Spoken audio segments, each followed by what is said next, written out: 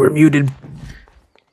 2 definitely leaves you a little bit more vulnerable than V1, but it puts you in a car crash. I still believe that V2 is the way to go, especially as long as Kylan is paired with a support and he gets heals. It gives him infinite slashes. So he's basically just an infinite Genji blade going around Beyblading everyone. And we're going to get 5-2-1 versus WBG off spawn. This is like a new trend. Everyone takes immediately this off-spawn fight and they live with the consequences. And Purple Armor on 5-2-1, getting a nice focus fire. Nice F coming out from Sleepwalker, but it's a little bit too late. Most of his teammates are already down, and 5-2-1 is going to take a big win over WBG. Yeah, now over towards his area, you're going to see JDG versus Wolves into the Arcadia region. Of course, Wolves ZK gets caught by the test enchant, and he's cornered off here. He finds a parry here, but once that enchant procs out here, nothing's going to keep him alive. He doesn't have ultimate. He doesn't have Fury to save him out. You're going to see FPXs with a kill with the F3, and on top of that, Junex with that Matari F2 skill, getting the aggression put on here. You can see the connection coming off. King trying to look for his F2 as it comes out, and with ultimate ready for the Viper ultimate, this could be a way for them to hold down the zone or even bait out an ambush for this team if Alliance decides to want to take this aggression. Yeah, FPX over here with the red Jade. Whoever wins this area, I feel like with red Jade for Yang just gives you such a huge advantage. This is probably the best landing location on Predoria, but that also means you are going to be fighting the best teams in the server. JDG is going to lose their Wu Chen, losing that ability to go in and out. But Alliance taking this momentum, going to pick off the Tessa of JDG as he falls, but so many teams are still here. FPX isn't coming with the third party, even though Alliance Revenge zipping has the heal going. Will Alliance be able to survive this vicious third party though? Yeah, about to have that move main being placed out there, Iran being one of the few to be able to go ahead and take the opportunity of just repositioning with Peak as well. But you see the aggression. FPX Zhao look to try to use that fan, gets the F3, gets that comment going through. We lose out Alliance's Yuma, but with this Soul Bloom being on standby right then and there, picked up, it's going to be an ultimate ready to go for Zai here. Junex still looking to try to get himself reapplied here for Rage. He's at 70% by the time that Soul Bloom starts to take off here, but about as you, the GOAT. He's going to go straight through here. He has F1, he has ultimate. If anything comes out to work against him in his favor, he's making sure this Kurumi is split across the team. FPX looks to try to re-engage here while Peak is looking to pack up some heat with the jump LMBs, but the Kurumi ult could turn this fight coming into play. Yu still hasn't found a timing here to make sure that he can find a utilization for the ultimate, but I think this with the Zipping ultimate, it might change up the flow. About it. So interesting that Yu has just gone from team to team to team, and everyone just recognizes him as such a great fragger, such a strong position 1 player on the Kylan, coming through with the slashes, putting FPX in the car crash. Oh my god, every slash is just so loud. Kurumi's just struggling to survive, can't do anything from the pressure coming out from you, and now FPX trying to disengage and salvage the situation, but you with that nice chase down is going to be chasing Zhao down, goes for the jump parry, still has a combo break, but he does close the distance surrounding him. Nice play from Bauda, taking a big win over one of their rivals in the server.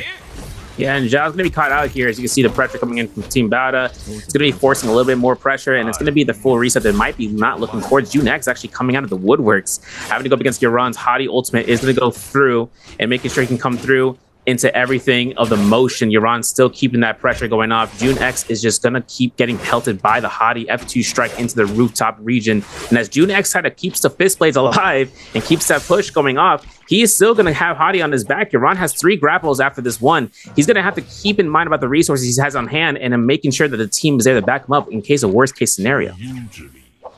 This is one of the critical parts in trios. Since your talent points for glyphs are so precious, having at least 1 person with that max grapple distance for scenarios like this allows you to secure these very, very hard kills on super mobile Mataris. And a lot of the time, just tournaments are won by just like a couple kills. So let's say this Matari Junks has a really good Jade and you happen to track her down and grab it. It's a big win. Also, just the efficiency of it. Bauda, I'm very impressed that Yaron was able to keep eyes on target and communicate for his teammates, and Bauda was able to catch up and secure this kill. It's extremely hard to chase down Mataris in trios. Yeah, especially if she has ultimate, especially has double F2s on ultimate cast, and then having another F2 refresh if she cancels ults outright. And then looking towards this, you can see towards the bird cages south of Azoth Peak. Team Wolves are making a chance of rotating here for some loot gain. This is a really strong spot if there are troves to be acquired throughout the cages onto the ground. And also having the yams being on the ground, the carnivorous yams. If you guys don't know, that little bit of the plant that looks like it belongs in a certain 2D scroller, of having an opportunity of just not taking damage, but you do take damage within. So you have to keep that in mind if you're going to use that to try to base out a way of being invulnerable to any sort of control. But switching over here, X1 JDG, we're going to have a fight south of where Wolves is standing in. So this could be a potential where Wolves could come through and find an opportunity of third partying, but it looks like that these teams want to just back off here for reset. Yeah, after the off spawn, the spread out transition to this mid game for this first Yang, all these teams just want to get their Jades good, want to get that blue armor set up, especially if you're on a composition that's looking to get into Yang. Now, JDG's on the opposite side of that. I'm curious to see whether or not they're going to play for Spirit well, or whether or not they're going to look to assassinate on the ticket system for Yang. In solos, the ticket system especially is very, very grief. No one lets you go in for free. I'm wondering in trios, do they try to control the tempo? Just because when you're on a map with a nice Yang comp, if a team is able to hold you out and deny you that first Yang, it completely sabotages your strategy. And there's a lot of value in going on to counter strat a lot of the other top 5 teams. So I'm wondering if JDG has this figured out where they're going to take a line from JL, and rather than looking to just have a really, really big game, looking to slow down their competition using the Viper, using the Wu Chen to get in there and sabotage them and assassinate them as they set up for their end games.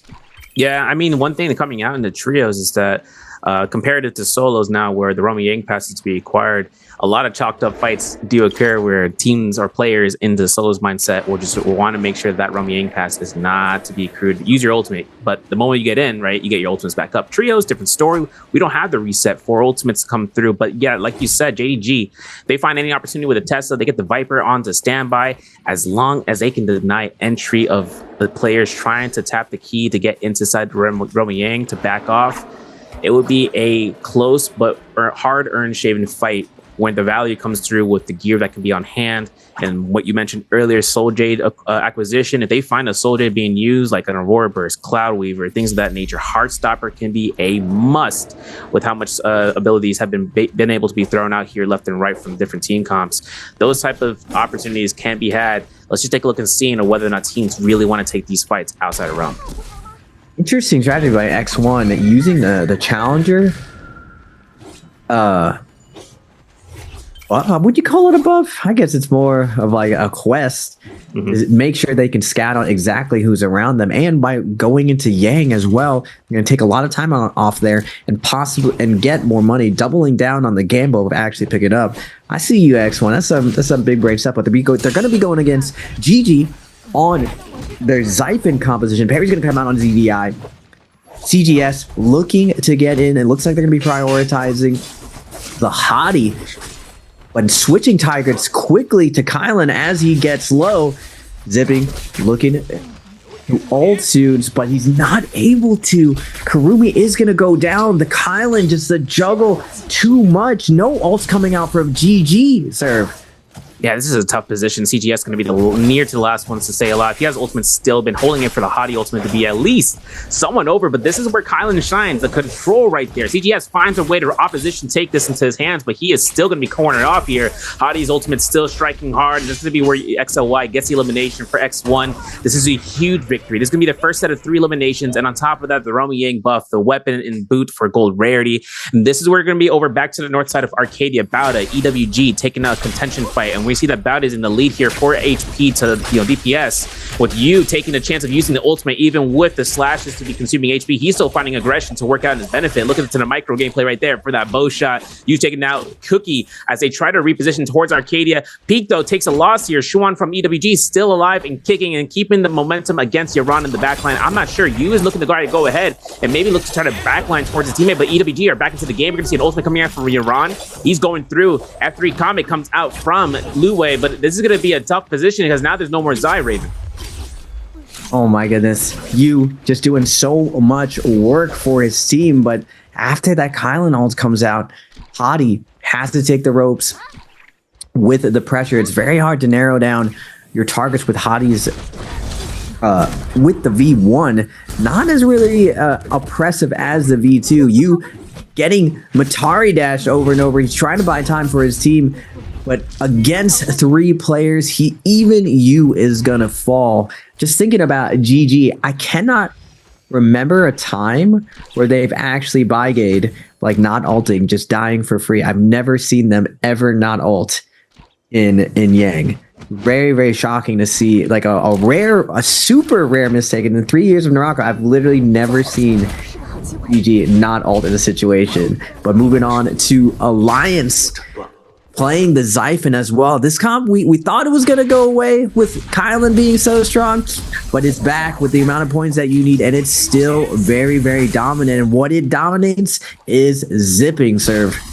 Yeah, zipping having that V1 active is going to cause a little bit more trouble for the opponents if they can knock a burnout. This is what Zai works for. But E7, man, not going to be having a fun time. Kylan doing a lot of work here and trying to go for that jump LB kill confirmation. F3 is enabled. He's invulnerable. He finds a V2 kill out here as LYD goes down for that Vermilion Burst Might. Nice, I'm going to go ahead, backing off here. Got to make sure to keep a high ground. BBE has shown up. GG has shown up. And now it's going to be a fight between all the forces at hand to try to eliminate XLY here as he gets knocked out for his first life for the Vermilions. Now GG have an opportunity here. They have ultimates ready to go here. They have everything kind of looking to try to avoid any range shots coming their way. As CGS is making sure that that's the case.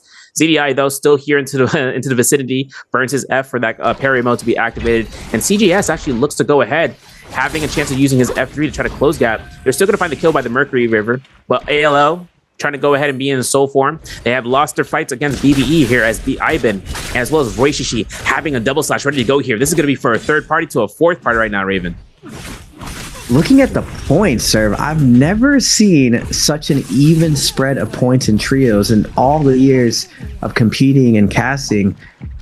Everyone is playing a very heavy kill strategy, and everyone is getting a piece of everyone. Usually, 3 or 4 teams pull ahead, and the rest of the teams kind of lick their wounds and try to set up to salvage their game by getting placement points later on. But now with no placement multiplier, getting kills is so important in the early game before it becomes out of reach, where everyone has such good jade, such good armor, they become scaled to the moon. And we're just seeing such a different tempo coming out from the league. It's an exciting time right now, sir. Now with the Wolves on the Xiphon, I'm curious to see how this is going to fight against all the Kylans.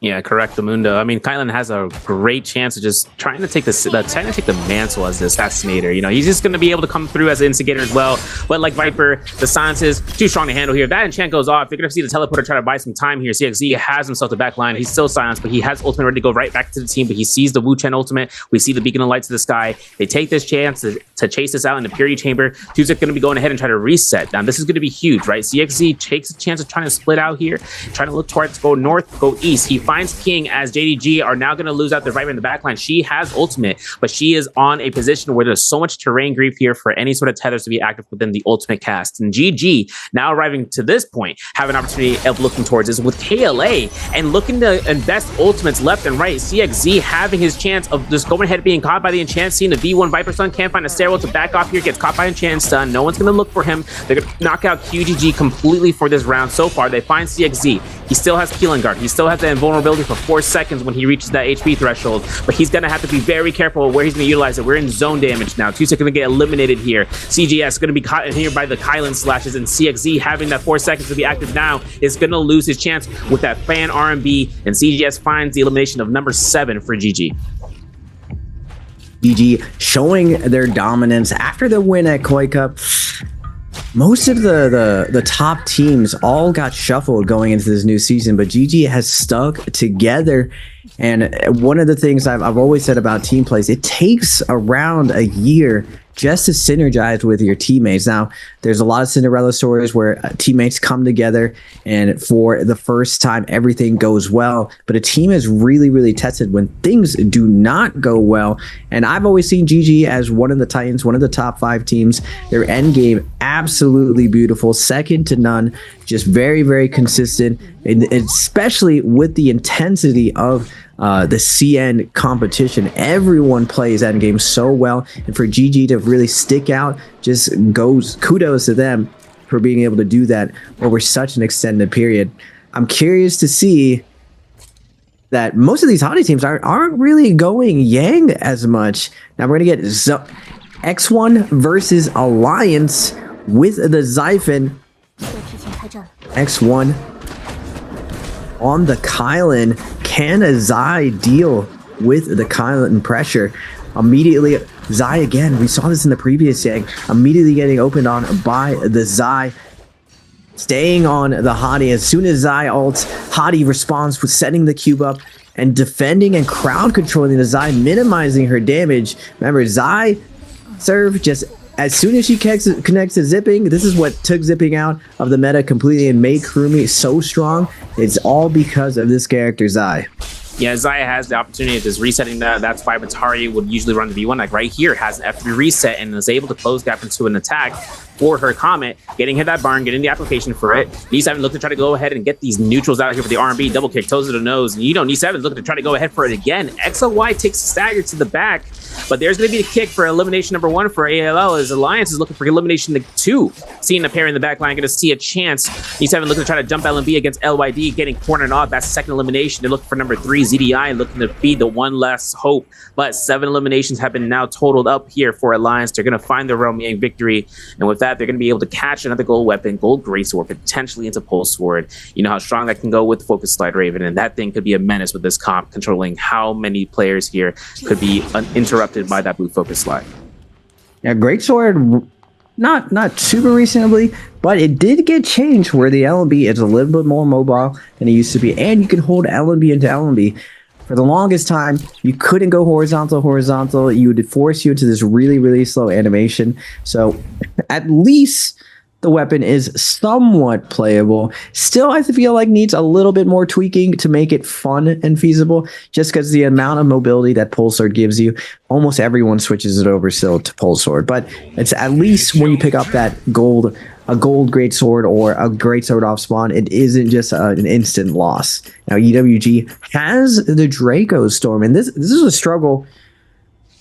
Every time you get a buff in trios, it also provides so much stability to your team that your first instincts is just like, oh, now we can go buy safely. Usually when you don't have much, though, it's kind of the opposite effect where you're just like, oh, we got to keep hunting. We got to keep looking and leverage and try to like bring our game back. So it's fun to me to see that even the CN players, when they get a buff, they don't immediately just go and hunt. They struggle the same way that we do over here. They just go to the store and like, let's use our money first. But by the time you finish buying, you've already lost a minute on that buff. Yeah, and you know the other thing too is that EWG also has in their pocket a not Phoenix Blast. Like, have to detach on standby. On that comp that EWG has with Draco Storm, the amount of damage that just comes out passively from that alone, just having that Jade is strong. And they also have a Thunderstorm on standby as well, so we could see that being utilized. But more so, we have to take a look at the scene over by the Imperial camp as X1 fights out Wolves. ZK going to be locked their way to the corner here that's trying to ambush, but they find cannon shots here as X1 is keeping that pressure. They have themselves Realm Yang depletion, so they're going to have to make this one work out into their favor. But as it comes out, ZDY finds the kicks coming in from the Takeda. F1's enacted. He's going to have that somersault ready to go here. But XEM, he's in the corner here. And this is going to be a fight between the ultimates. As you can see, the Takeda ultimate is active from Wolves' side. ZK going to have at least 3 Furins left to go, and he's trying to use his fist blade as often as he can, Raven. ZK, it's up to him to create a lot of value for his team right now, but the zone damage is ticking, and the longer this fight goes on, the higher likeliness a third party will come out. ZK looking to crowd control for his team, but he is going to get shoved away from the Kylan, and this is exactly what I wanted to see today, sir. I feel like when Kylan hits you, you get put in a car crash, and I don't know what Takeda can do. Everyone was telling me on the CN side that they feel like Xiphon is still the strongest, but after seeing what I just saw with this Kylan, that was a geared up Takeda, and he kind of just got run over by this Kylan ZDI. Yeah, it's going to be difficult for X1 to get out of the zone at this pace. So JDG is 2-6 looking to try to get that testing enchant unconfirmed, but he does get last hit here, an extra +1 for JDG. 3 eliminations total. Now, this has been a really tough game for JDG so far. 3 eliminations, Viper, Wuchen, and Tessa first round pick. It's not having as much as an effect that we were kind of hoping for, and it's kind of crazy, right? Because you saw our 3rd round of selection, the Kadi Yincon coming through for 4 teams to make an appearance, and you can see how much Chusek is trying to go ahead for these last 6 confirmations. He gets LYD out here for a parry. He's living here for the 4 points, and we take those. We take every single image of the points. The new multiplier only applies to first place. All right, so there's no more snowballing with eliminations. We can just have eliminations before first and take that with us to the end circle. And here we are over by Heaven's Watch, and hoping to see between EWG and what BBE have in store for us for the next couple of minutes. Yeah, you would never see that strategy with the old rule set. No one would drop their game like that. There's so much value just trying to rat up and make it through endgame. But now it makes more sense. If you can pick up 2 kills out of a scuff situation, you're the last man standing. It's pretty rare to be able to survive an endgame with how meticulous everyone was searching for everyone. But we're going to get EWG versus Wolves. Zyphon versus Takeda, sir. It's going to be difficult. Leeway is going to have the opportunity here, propping ult early. Now that Takeda ultimate is out for the Fury to deny golds. But Leeway is finding the angles here with all his gold focus strikes. He's going in for that ensnared slow release. ZK finds his 3rd Fury to be invested into this, and Leeway is going to be going ahead and trying to go for it. NiHQ finding the Temi ult to be a salvation for a second. That 3 is active here. As you can see, Cookie is keeping the Zai to be on a defensive duty as much as possible. Last Takeda Fury has been procced out here, and with this, LY looking to try to go ahead and just keeping the eliminations, and Matari ultimate has been held until this very moment for that F3 recast, as Leeway is going to be going ahead and getting ZK through and cornering him off in his own Kurumi ultimate. As much as saying that comes out here, Zem is in this position just trying to spam the R&Bs from these fans as much as it can be thrown. F2 from the Matari, the close gap. ZK goes down. Leeway going to keep the chase on NiHQ. NiHQ going to be going ahead and try to lock down Zwan for those fist plate R&Bs, but there's going to be the F3 to close this one out here. He can't catch him there. He's getting fans to the back of the face. He's trying to look for a stone form pocket if he can look for it. Goes for that early parry. Makes it looks easy with that stone form and has no pressure, no problem, and looks to try to go for that charge R&B delayed release. And that's going to be where EWG took that win. Now, we got to remember, they picked up a Draco Storm, so with no ultimate, they still find a chance of being able to come back into the realm of things. There's going to be a Spearwell for gold weapons, but the next Spearwell that we see, Raven, that's going to be the buff that's going to enter into the end game with 24 players still left alive. I love the addition of the Spirit Well. So much interesting strategy you can go about this, and the risk of holding onto this, it just brings all of the action to one place. You see everyone posting up, everyone possibly looking for someone to make a move. It's just the second someone does something, it's just a domino effect of everyone executing on it. There's everyone piles in, looking to swap out loot. Because the really, really scaled teams all have purple armor, the second they switch to gold armor, you see all the blueberry teams, all the blue armor teams trying to salvage this game, immediately dive in and armor swap. Really cool stuff that we're seeing today. Yeah, everyone using the Hottie, Lever Tech, getting everything out there. I saw as many teleporters be placed out, preemptive, and all the teams took that to the vicinity of this. But Yuma having Cloud Weaver on standby here, so they have fist plates. They could make work of that. We could see an opportunity of seeing that Jade to be spanned out in terms of control. But GG here, looking to try to go ahead. They're going to have range Jades on standby. But of course, if everything comes out, it's always the selection Jades that are going to be secondary, the purple rarity Jades, right? Rupture Gale or potentially for some teams to work into their comp selections. Assault Smolder for the burns if they try to go for some disengagers to try to catch them off of burns. And of course, trying to take everything they can in terms of burning the resources, right? We look at how much resources are burned, Raven, where it comes into the niche position of how many healing berries you have left when the final minutes enter into the clock. The beautiful thing about the new Hottie, Kylan, zipping comp is the mobility. And for Dorio, since the endgame is so unpredictable because you get these weird cliff sides, it's super important to be very, very flexible of what position you're going to be holding, just in case one of the more scaled teams with burning, like you were pointing out before, the Rupture Gale, the fire arrows, blistering, anything that can put your team in a bad situation where they can be forced to get lobbied.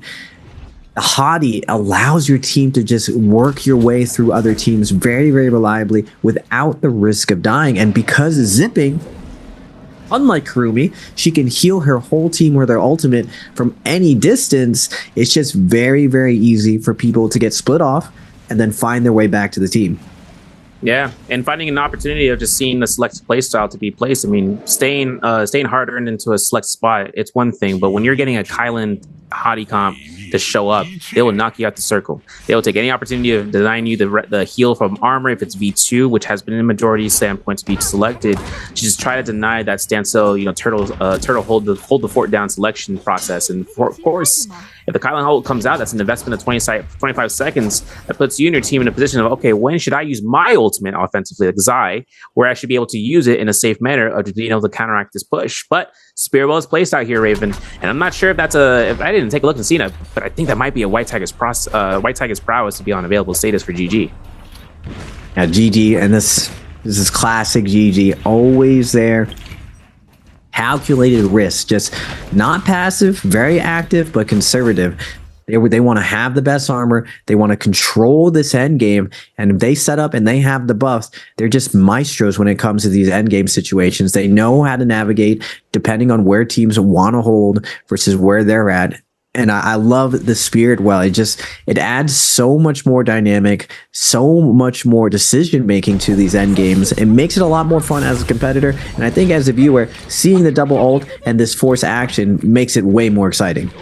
Yeah, and they're going to be picking up that White Tiger's prowess, got gold weapon. They're going to leave that one behind. They're going to have an armor on standby. They want to take the pressure onto the hilltop here.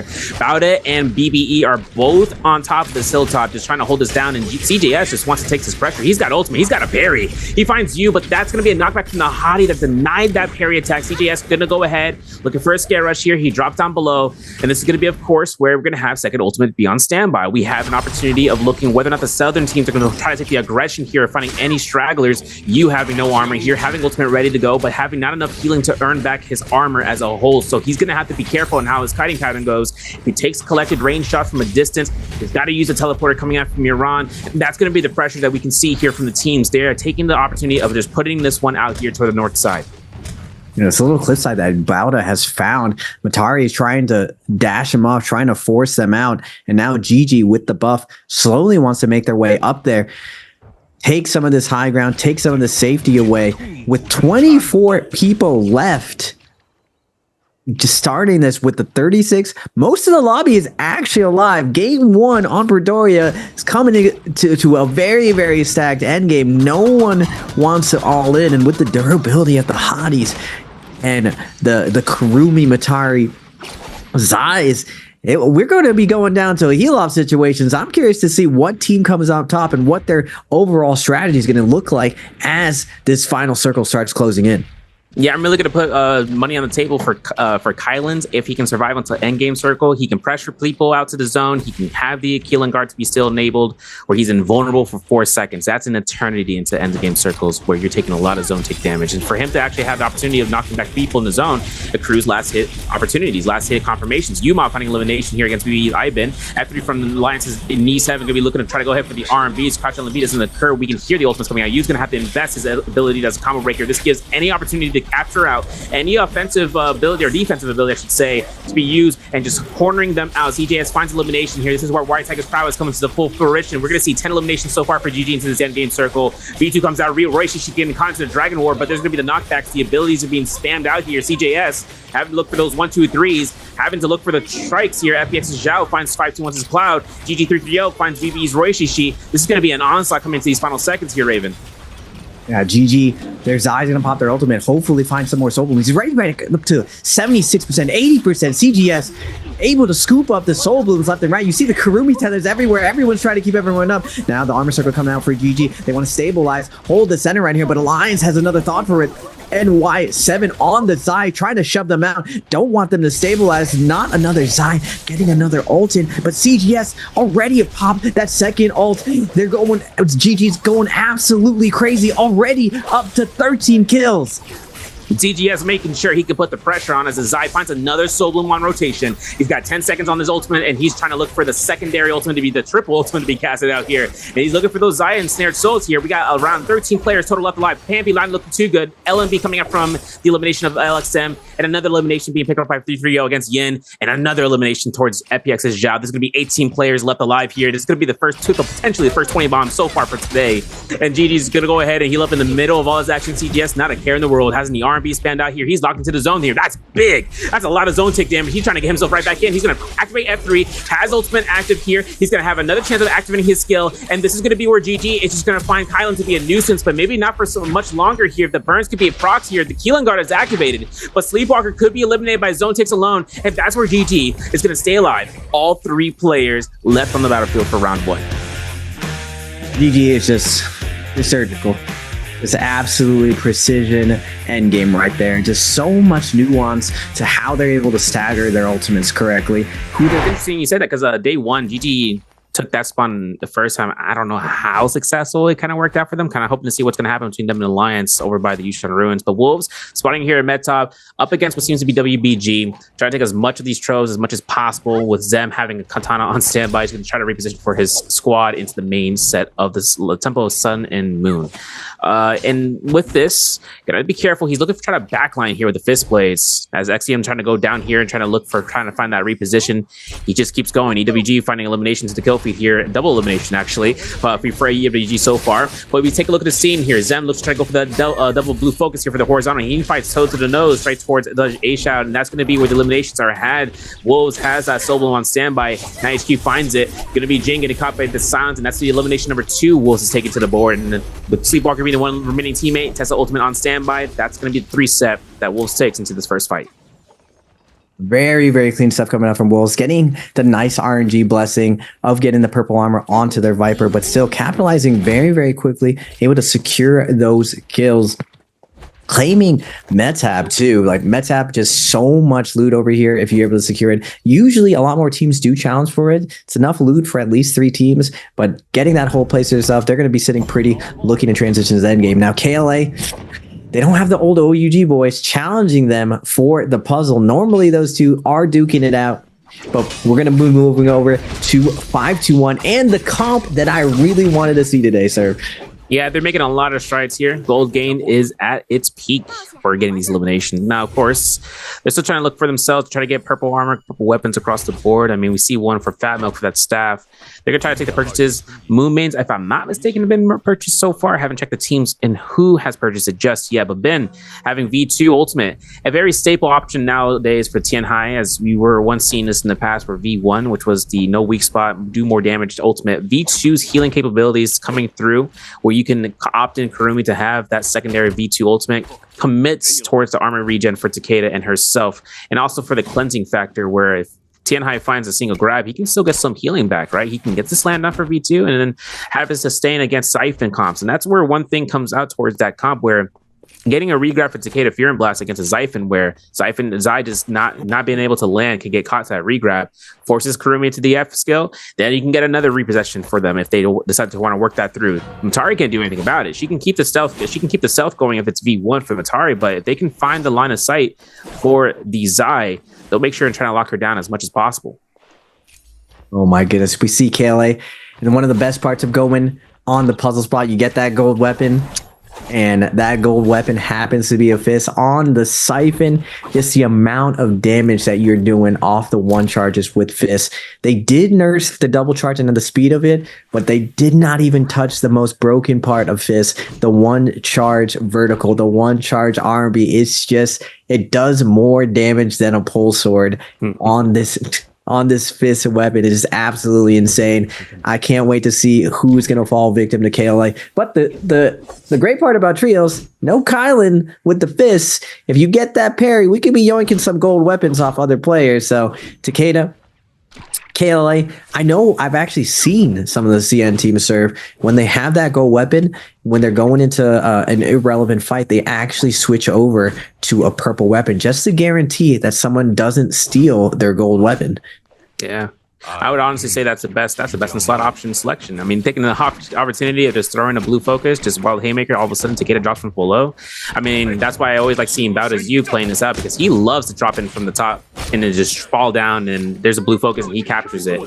So the option to go through with that makes it all the better. QGG though takes a full aggression route, has his F1 out to play. He takes the Kurumi F3 and healing ray defense. He's going on full offensive. We see the F2 Matari coming out. The focus on Euron is a must for QGG. They got to make sure but the Kurumi ultimate denies that pressure. QGG taking a musket shot right then and there. Has to make sure he backs off. He sees 17S takes a lot of pressure through the forces at hand. Recasting on the Kurumi ultimate might be giving QGG more opportunity to just look for a chance. Once the Zaya ultimate, the Matari ultimate ends, he can lock this down. A Temi ult from ZXZ. It creates a reposition, but then the Kurumi recast ultimate might make KLA look towards Takeda as the final straw into this fight, Raven. Now we see, it's funny that KLA is fighting Bauda's Yu. Every single time Yu is playing, he's fighting against former teammates. When he moved away from KLA, he would fight them all the time with OUG. Now he's with Bauda. He's still fighting KLA. We saw the Kurumi lead with the ultimate, but first we're going to go over to JDG. They've been doing amazing. They're going to be fighting against BBE. This terrain, it's kind of okay for the Monk. It's definitely going to benefit the hit and run style of Hadi. What are they going to lead with? No ult's going to be invested yet. BBE just holding on to their ultimates, want to play this neutral out. JDG is going to be showing up. Royale going to be the first one to pop that Takeda ult. Fat Milk trying to allow them to stabilize. It's crazy that Fat Milk is playing trios right now. He played solos yesterday. I believe this is one of the few players in the league able to pull this off. I'm really hoping that BBE is able to pop off. That'd be such great news for Fat Milk and just the future of Naraka. Can you play solos and trios at the same time, sir? We'll have to see if Fat Milk can pull it off.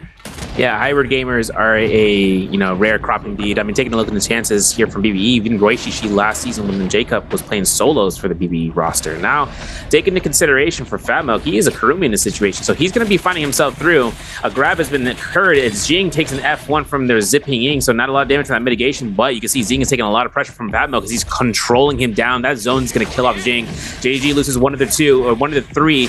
Ben is out of ultimate, but the Hadi strikes come out to play. A parry coming in the momentum as Kiki finds it.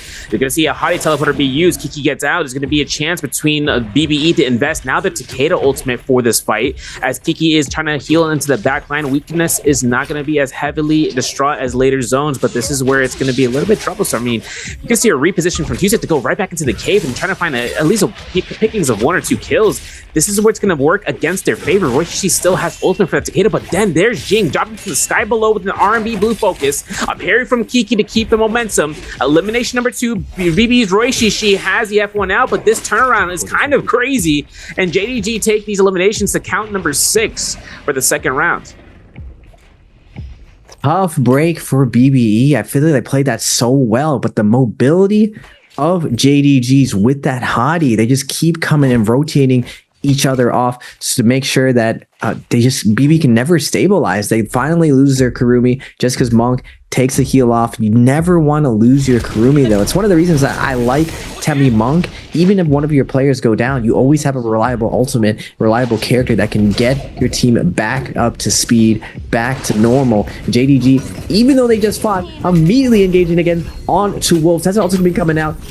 Jing looking for the flank, able to set his team up with the cube, max range the initial Tessel and stun, but it's not going to matter. Kiki is going to fall on the zipping. Can JDG's Zing come back and bring this back? Too much Predator, too much clean execution coming out from Wolves. Yeah, and Wolves went ahead and got that full second of CC control from the Tessa enchant into the stun. Now it looks like EWG's Luwei, they're going to find Susek into the corner here. F3 is going to be thrown out from their Viper as Schwann's going to be able to confirm a little bit of that weakness heal, but that zone take damage is going to kill off Susek here. JG go down for their first set of elimination, or first set of lives, I should say, and we could see a potential for them to come back. Romy Yang is going to be a career across the, it's kind of interesting seeing F3 Viper with a V1. It's a good burst. It's a good chance of just knocking them back with a gold focus and then boom, shotgun blast, right? 500 damage. And everything comes out towards that. But Romy Yang, WBG, GG, versus out here for the first round fight. Raven, take it away. GG. Going into Romy Yang with the Viper composition. I cannot believe them.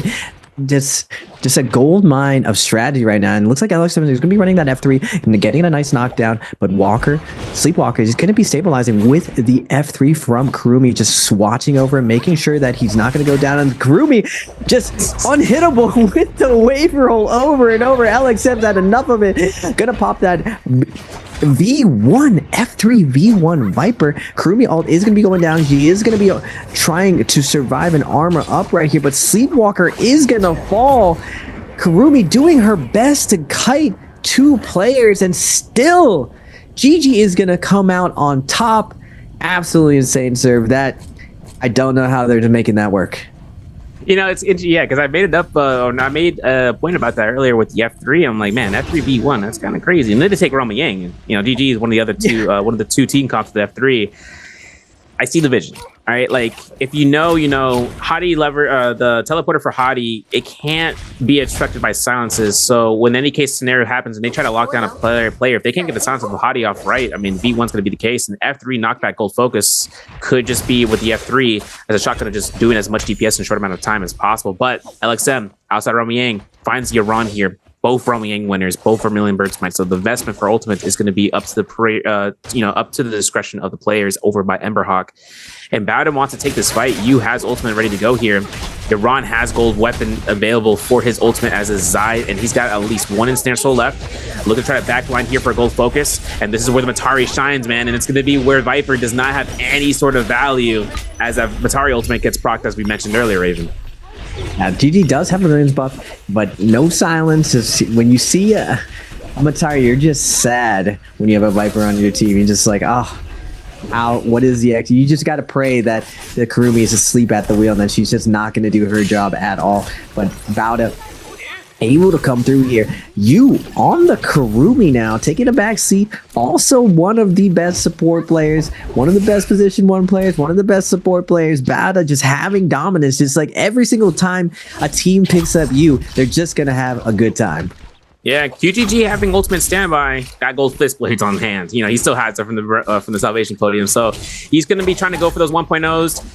Goes for the kick, see the V from the proc from the Mortal Defiance potentially. I'm not sure if that was a V2. I'm pretty sure that wasn't the V2 because everyone's been using V1 in their mom. You know, it's kind of going crazy here for QGG. He's looking to reposition onto the bridge line, but he finds himself to try to figure out whether or not Fortress of Kaviani will be a disengaged zone or if it's going to be where he's taking the chase. Because whether or not they're going to be one to take the chase against any position players right now, Bowda still has an opportunity here for that ultimate for Zai to work against QGG's favor. Of course, gold focus inside of the zone. There's the kicks. There's going to be the Takeda Fury Blast and keep the extension going, your run. If you don't, that's going to be a Takeda that you don't want to come back for you for round 2. Bowda's your round with the Zai. All Chubb's going to be coming out, but he's still keeping up the pressure. He's still holding W. He's still swinging into this just mosh pit of players. You're on. They're down to 40 seconds. This is always one of the weird positions of Vermilion's buff.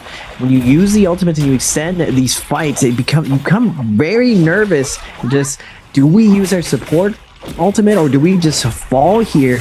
There's always a chance that a team recognizes that you're trying to finish off, that you may have a little bit less time. They can just wait there and grieve your Yang or your Vermilion's buff situation. But WBG on the Zai, Matari, Kurumi, the Xiphon comp just so brutal with the third parties, the amount of offensive capabilities. And it looks like Wolves is going to be showing up with the Tessa third party.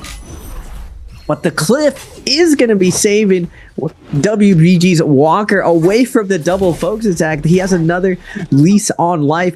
Is he going to come back and do more with it? Unfortunately, he will not. Look how scaled Wolf is, sir. Yeah, Wolves are going to be going absolutely ballistic here. We saw EWG find elimination against the final teammate for Alliance early on, but now GG takes to try to take the board out from WBG. They didn't have a lot of gear to work with in the first place. I saw a comment into blue armor. Could have been swaps. Could have been what they ran into the buildings with. But if everything comes out towards this, X1 still have the board here to stay on top for themselves. They had Vermilion Burst Might coming through into these fights. They still have a good set of eliminations for, gear in check, but with Jing being the final remaining teammate here for WBG, he's going to have to try to utilize as much as his skill set as much as possible. The kiting could be impeccable, and getting a good chance of just trying to lock through. It looks like Wolves is going to backline towards QGG from KLA. That's gold fist plates on IHQ. That's not going to be a good time for any players caught by it. And that's going to be an F3. Second time we saw in the span of the last minute where LXM just uses the kill confirm for their team. Now, looking at the kills, the spread, a little bit more stacked compared to what Pretoria was. It was Pretoria, everyone was around 3 to 5 kills throughout most of the map, and then at the end, GG pulls ahead. On Holoroth, there's still a fundamental difference in people's strategies that it's not very even. It's been very, very much figured out, and still the top of the league leverages a lot of these timing attacks perfectly. You see GG come back after they have the Vermilion's buff. It's always really risky after you have your Vermilion's buff and you fall. Do you go back? Because now it's for keeps. Now you're playing for if you go down, that's the rest of your tournament? Or do you set up and go Yang? And it looks like GG makes a calculated risk, goes for the first Yang, but it doesn't look like they care to go into it second Yang. Yeah, they're going to probably take a rotation towards the Spirit Well if they want to take the opportunity of just crouching into that buff. Draco Storm potential, but it could be a Mystic Might, could be White Tiger's Prowess. We have X1 and Bowda here at the Plume Castle trying to contest slightly. It looks like XOY wants to go for those musket shots. Yaron trying to rotate around here for a flank into that Romy Yang position. We see Wolves there. They could take their first entry. Usually want to take the chance of trying to be the second or the third team to enter through, so that way if you want to take the fight, then you're the second one to enter. If you want to take a free room potentially, you don't really see that as often here. You're gonna have the opportunity of doing that, but regardless, there's gonna be a JE selection. We saw Bowda being able to utilize this. He's got Phoenix Blast into Hepa Detach, and that's just where things get a little bit more dangerous. No one wants to take the Roman fight against this team. They probably saw them enter and they don't want to take this fight regardless. Gold armor has been required for you. Peak finds the purple armor. They're gonna pick themselves up the buff. Option selection might be White Tiger's Prowess. Potentially, I want to see violence. I want to see a little bit of fights. But if they want to be safe, they play Mystic Might. And you know what? We go all in Draco Storm. You love to see it. Draco Storm with this composition is pretty much unkillable. There's only been a couple times I've ever seen Draco Storm lose to another team. And it usually involves another monk just because the double grab does so much damage. The AoE just does so much, especially when it comes to trios where everyone's holding focus forever. The AoE damage flinches you, and even though someone's trying to time a parry on you, the second you see that body flinch, that double charge, that triple charge with Pole Sword is coming out, and you're doing big damage on top of the heal. It's just absolutely ridiculous that two people can be straight DPSing and you will not fall. Now, EWG in the zone is going to be picking off 5-2-1 Spampy. 22 players left alive. Looking at the points, we got GG at 7, Bowda at 8, X1 at 6, and EWG at 10. With so many Vipers in the lobby, no one is able to survive the ferocity of how aggressive this attack on Titan. Now, even though there are no Titans in this lobby, the attack is ferocious. Just, we're already down to 22 before or just right after the second Yang. I don't really see this map going to the distance considering how fast everyone's playing. Yeah, you know, another thing too is a reset for a team, right? We see Unique there by himself. It's kind of tough compared to when we had Morse Blessings where you're able to spot out where that Morse Blessing location is. Now you have to memory select whether or not you remember where the Spirit Well is. Once the Spirit Well gets cleansed or gets cleared from the map, no one can remember it except for you or your team. So you're able to just pinpoint it for Reaper Charms. Spirit Well is being claimed on the ground in the early selections of the map before we enter the end game. Ends up being a huge benefit for those teams trying to come for a comeback by having Reaper Charms left behind on the ground. There's no Morse Blessing effect where once the box closes, that's it. If that Spirit Well has been claimed and no one needed to get the Reaper Charm in the first place, a team could just go ahead there and yoink it over and just try to get the team right back in here. And that's a really good option, you know, comparative to where, you know, you'll have a select time of frame before you enter Morse Blessing and before it expires. You know what I'm saying? And Wolves walking down BBE like a bunch of wolves, actually just trotting them down, seeing that monk, waiting for just a slip for the Tesla to slide in that ult, the Viper get that silence. And this is what I was saying, sir. When you don't got Yushan, when you don't have Temi, when you don't have Wu Chen, you don't have a hard counter to Viper, that comp becomes super, super dangerous. And the reason why Sandmech was phased out was because teams figured out, it was GG who figured out how to beat Sandmech with the Viper composition. So I'm curious to see whether or not BBE will stick to this Takeda Monk. Everyone says that it's very, very strong in Yang, it's very strong in endgame, but getting there is extremely hard. So BBE does have blue armors. Can they utilize the Spirit Wells in order to bring their game back and possibly still have a pop-off game? Yeah, we'll have to take a look and see. You know, they won this first from Yang here. We can see from Team Bowda making this opportunity of just going on the aggression route. Iran having face plays a purple rarity and having to go ahead and up against the Takeda. F1 has invested here from Revenge as we saw the first set of the somersault, but F2 from Atari gives Peak enough time to disengage here for a couple of seconds. F3 to get the invulnerability from that knockback. Iran having ultimate proc coming out here. Harumi Cats to keep the team fighting out here. It's going to be a 2v3 at this point, and I don't think Alliance has much to live for with this connection of the onslaught of blues and golds. And this is where Iran just goes ahead and tries to look for those omnidirectional attacks, and he keeps putting the pressure. There's the ensnared. There's the Furence to deny it. yeah, Iran goes right back in. Matari keeping that back line in check as Iran has that invested gold focus in the face of danger, dodges, ensnared, releases it, F3 going through, and that was a complete clean sweep. And, you know, what's interesting too is that their Jade selection now has Phoenix and Hepta. Yeah, we saw that before, but Peak has Dragon War 2 now. Yeah, just Jades. I'm a big believer that Jades over armor in endgame. I've never won a game just because of the armor, but I've won so many games just because of the Jades that I have. There are certain Jades that just make you destined to win. And when you look at it, especially with the new buying system, you can actually check the store and see which Jades that you're playing for. And if you're one of the first teams to get there, you do end up getting that Aurora Burst or that Merciless. And it really dictates how well you can navigate endgames and even just like neutral fights. It gives you such a huge edge when you have one of these really, really good Jades. 5-2-1. Versus EWG. Tamion is going to ice off this pressure, but we still got double offensive ult. The Tesla ult's going to be coming down. EWG doesn't want a hard commit. They get the Tesla ult. Unique's going to be running into zone, able to iframe the first one. He just doesn't want to give the kill at this point. No more place that he can be made. Trying to drop combat right now. He does have half a zone, but we got no white heal serve. It's looking cooked. Yeah, my man setting up at 375 Fahrenheit into the oven, and he's done. He's cooked. And he's going to be coming back into round 3, hopefully with that Morris Isle spawn. But GG, killing it out here, putting in the work, putting in the effort. They don't have any successful DJs so far, right? But we know that the opportunities of them catching a team out and solidifying an elimination would be absolutely monstrous if they have gold Jades. That works in their selection. I mean, Aurora Burst, if it's a chance for them to find into the mix of things, like you said, shop rotation of just making sure that you keep eyes in the shop and being able to buy select Jades for whatever your team is building out, it works so well in certain team comps. And having a Tessa enchant to confirm like sciences from said Jades, like Aurora Burst into Heartstopper, or even to the case scenario, just being able to meter dump into a full release gives your team full value rather than trying to mitigate with armor, just getting deleted by the damage alone.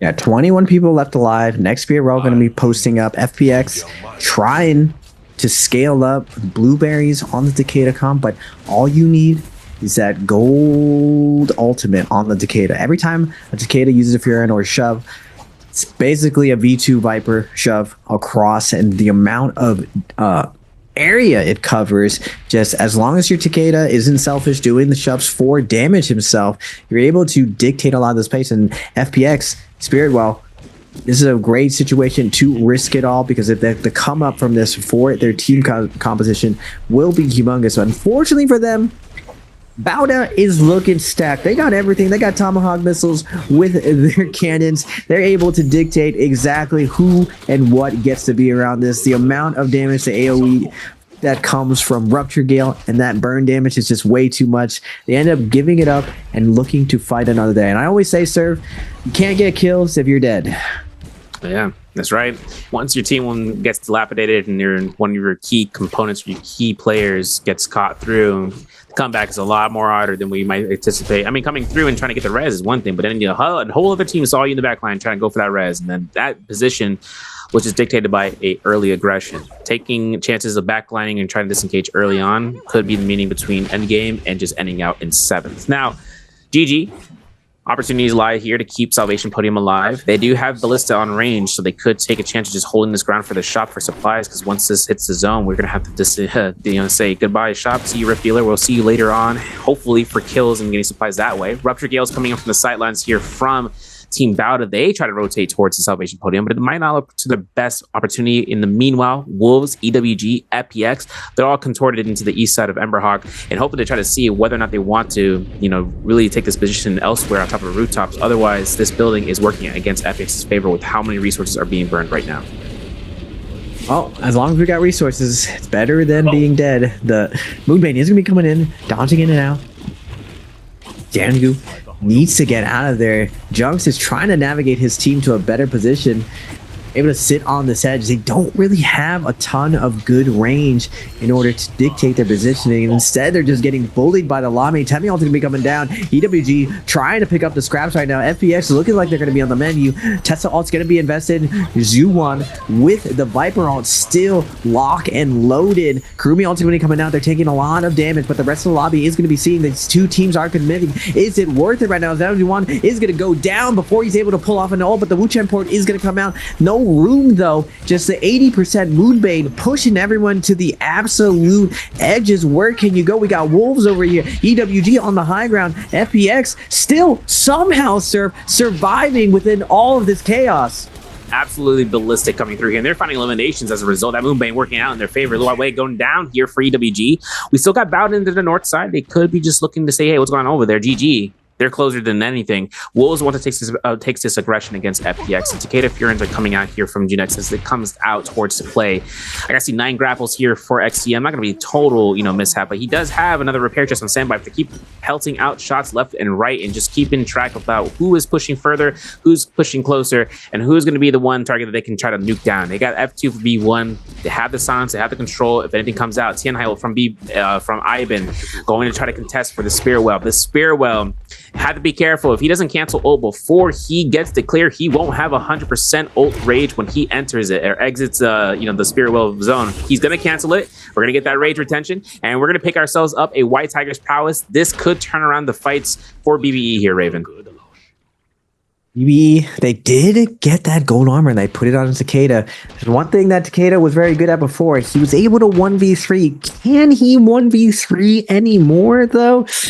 With the Kylans running around, with Vipers knowing that you can silence him, the second he gets silenced, you can't really use that gold Takeda. Now, going back to this corner, there's just so much action here. Now, GG has taken up where FPX was before. They're going to pour it off into a tree and immediately get focus attacked on a landing, but LXM is going to guide his team to another spot. He's going to go into this building, but FPX is in here. They're immediately going to double jump them, pop both ultimates, clear them out. You're being evicted by GG. They're going to be able to stabilize right now. Temi also going to be coming out from FPX, low key, allowing everyone to safely heal with the cannon pressure being alleviated just for a moment.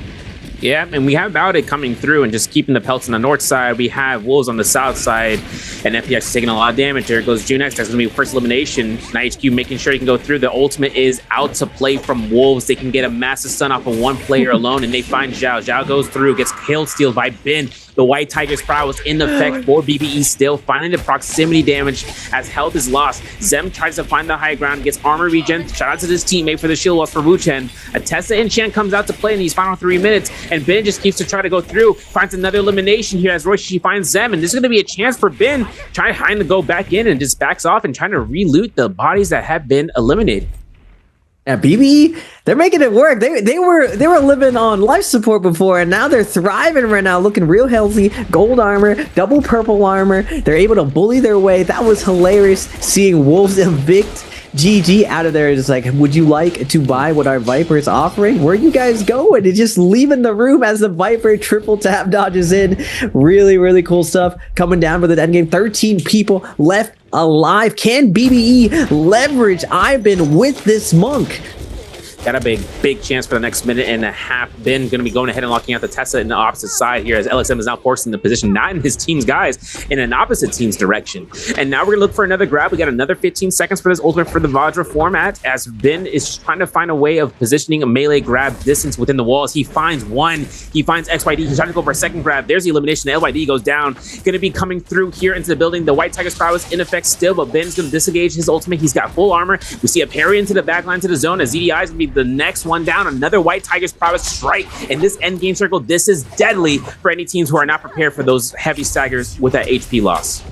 And I didn't even consider this, because this composition is just so ridiculous ridiculously durable. If they're able to get that white tiger plus, they can just snowball this out of control. BIWEEK is an avalanche of kills right now, already up to 11, overtaking Bauda, who is going to come down and take this. Euron's ult's going to be invested right now, but the one thing that eats Zais for breakfast is these monks, but BIWEEK did use all of their ultimates. Can they come out? Wolves is left over here. Euron in the corner, trying to shove Wolves up, trying to pick up another kill.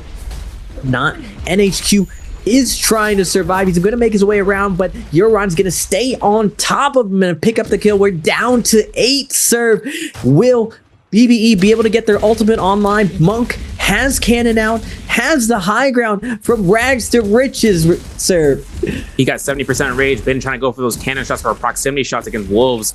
About to still have that Jade selection, right? Phoenix Blast into Hep, the D-Chat still on standby for sustained control. We still have Peak here for that Dragon War, but we could see this endgame circle work out between both teams. Look at the burn, look at the F3. Gonna be coming out for the Wu Chen ultimate port out. As it comes out, they're gonna see control onto the Wolves side. There's gonna be Iran trying to go ahead for the swaps here and there, and there's gonna be ZK into the zone, locked out of his own vicinity, staying alive. Fat Milk in the corner. He got caught by Hepta into the zone. That's tick damage by tick damage. Battle gets the elimination against Roy Shishi. Fat Milk goes down. Ben finds himself into the Vajra state. This kill multiplier could propel themselves potentially for last hit confirmation. So we find Iran here. Tied score. This is the rarest case scenario, but tied score in trios, but it's going to be the case. First one today, tied for second between Team Bauda and BBE, but the eliminations go towards Bauda as they take that MVP. By activation, that's a different story. I like Creator Spawn coming out here. Wolves up against JDG into these fights. Blue weapons already accrued for ZK. He's going to go ahead and be on the top of the treehouse. And of course, hoping to see whether or not the aggression is going to be worthwhile, because we just lost Zhao Hu and it looks like JDG are here to play, Raven. Got Wolves versus JDG off spawn. No armor. We got a weapon. That's all we need. We got hands. That's all we need. As long as you're stacked up, there's a way to win, especially with the new smack cooldowns. Now, ZK, we already know we're setting up for the triple sharps from the top ropes, but JDG is going to stabilize F3 from Kiki. Make sure no shenanigans go down, and no matter what, as long as they front line, they can get things going. They want to keep this purple weapon. Too many teams here right now. Wolves trying to go to the outside, trying to isolate, not be monkey in the middle, but gonna get uppercut by Junks on the Viper, but the 1-2 peel coming out from the zipping. Wolves still has no armor to the name. JDG is gonna be diving in, vibe checking, seeing the no armor, taking to the trees, and we're seeing that Cicada, Monk, Karumi. What can it do off sponsor? Gonna be difficult because Tusik has ultimate ready to go here, and he's gonna be controlling IHQ. There goes down there Kylan. F1 comes out here from Zem, and as it comes out of play, Zem goes down as well. This is JDG's 4th elimination off the rip. They rotated out from Illic Crater. They're still near towards northern side of it. They still have loot to earn. They still have Cosmic Pillars to work out. The Alliance find themselves a purchase of that Moonbane. Tusik is just gonna go ahead and cancel that ultimate, and this is gonna be the only team with 4 eliminations off rip from these fights. Now, Alliance has those 3 eliminations to do diligence of why they purchased that Moonbane off the rip.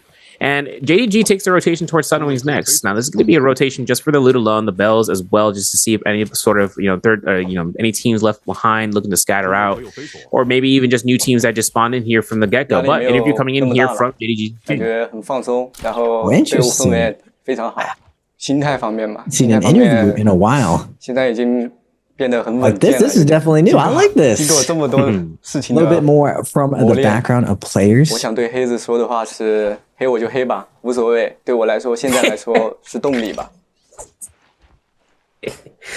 gotta shout out. Doesn't matter what the haters say. You know, every competitive player I've ever come across in the top 5, everyone has a chip on their shoulders. Like, if you don't have haters, you're probably not very good. And it's just, when you got people hating on you, that means people envy you. And Shing, I feel you for that. Now, moving forward, we still got the Takeda Monk. X1's making it work. I'll spawn that the Takeda. If it's not like Kylan rolling around, smacking you around, I feel like I see why it's working. It's used in a very particular case. When there aren't a lot of Vipers and when there aren't a lot of Kylans, it seems to do very, very well. We'll still have to see. It is daytime, so a lot of the hit and run comps, a lot of the Attack on Titans, you can't really sustain pressure onto teams like you can when there are Fireflies rotating between different hunting positions, resetting, grabbing Fireflies. That's the power of Wu Chen, is that you could always position yourself closer to Fireflies than the enemy team, take free fights over and over. Now, in Celestra X1, interesting enough, hunting in Celestra with the monk, I've heard many monks just cry in pain as people just run away in buildings, sir. Yeah, and it's also to keep the contention of that. But Nisa having caught out here by a poison shroom into a wisp, and that's where we get meter dumped. Nisa goes down. WBG looking to try to go for the RMBs from the span as Jing is going to spam this out. We have a Moonbane cast coming out. The Wu-Chen port is coming through, and we're hitting every single shroom left to right and center. WBG only have one Karumi to keep the tether alive, while Alliance having a chance of resetting here. Big. I mean, this is going to be where that first Moonbane purchase that we were able to witness has been working to their effect by pressuring out WBG. Ultimates have been invested for Alliance as a whole, but WBG still holding strong. EWG and Bowder, though, now the next to contest towards a fight. Ron taking a lot of damage here. I think he took a plaque to the face. He was standing still for a bit of a time.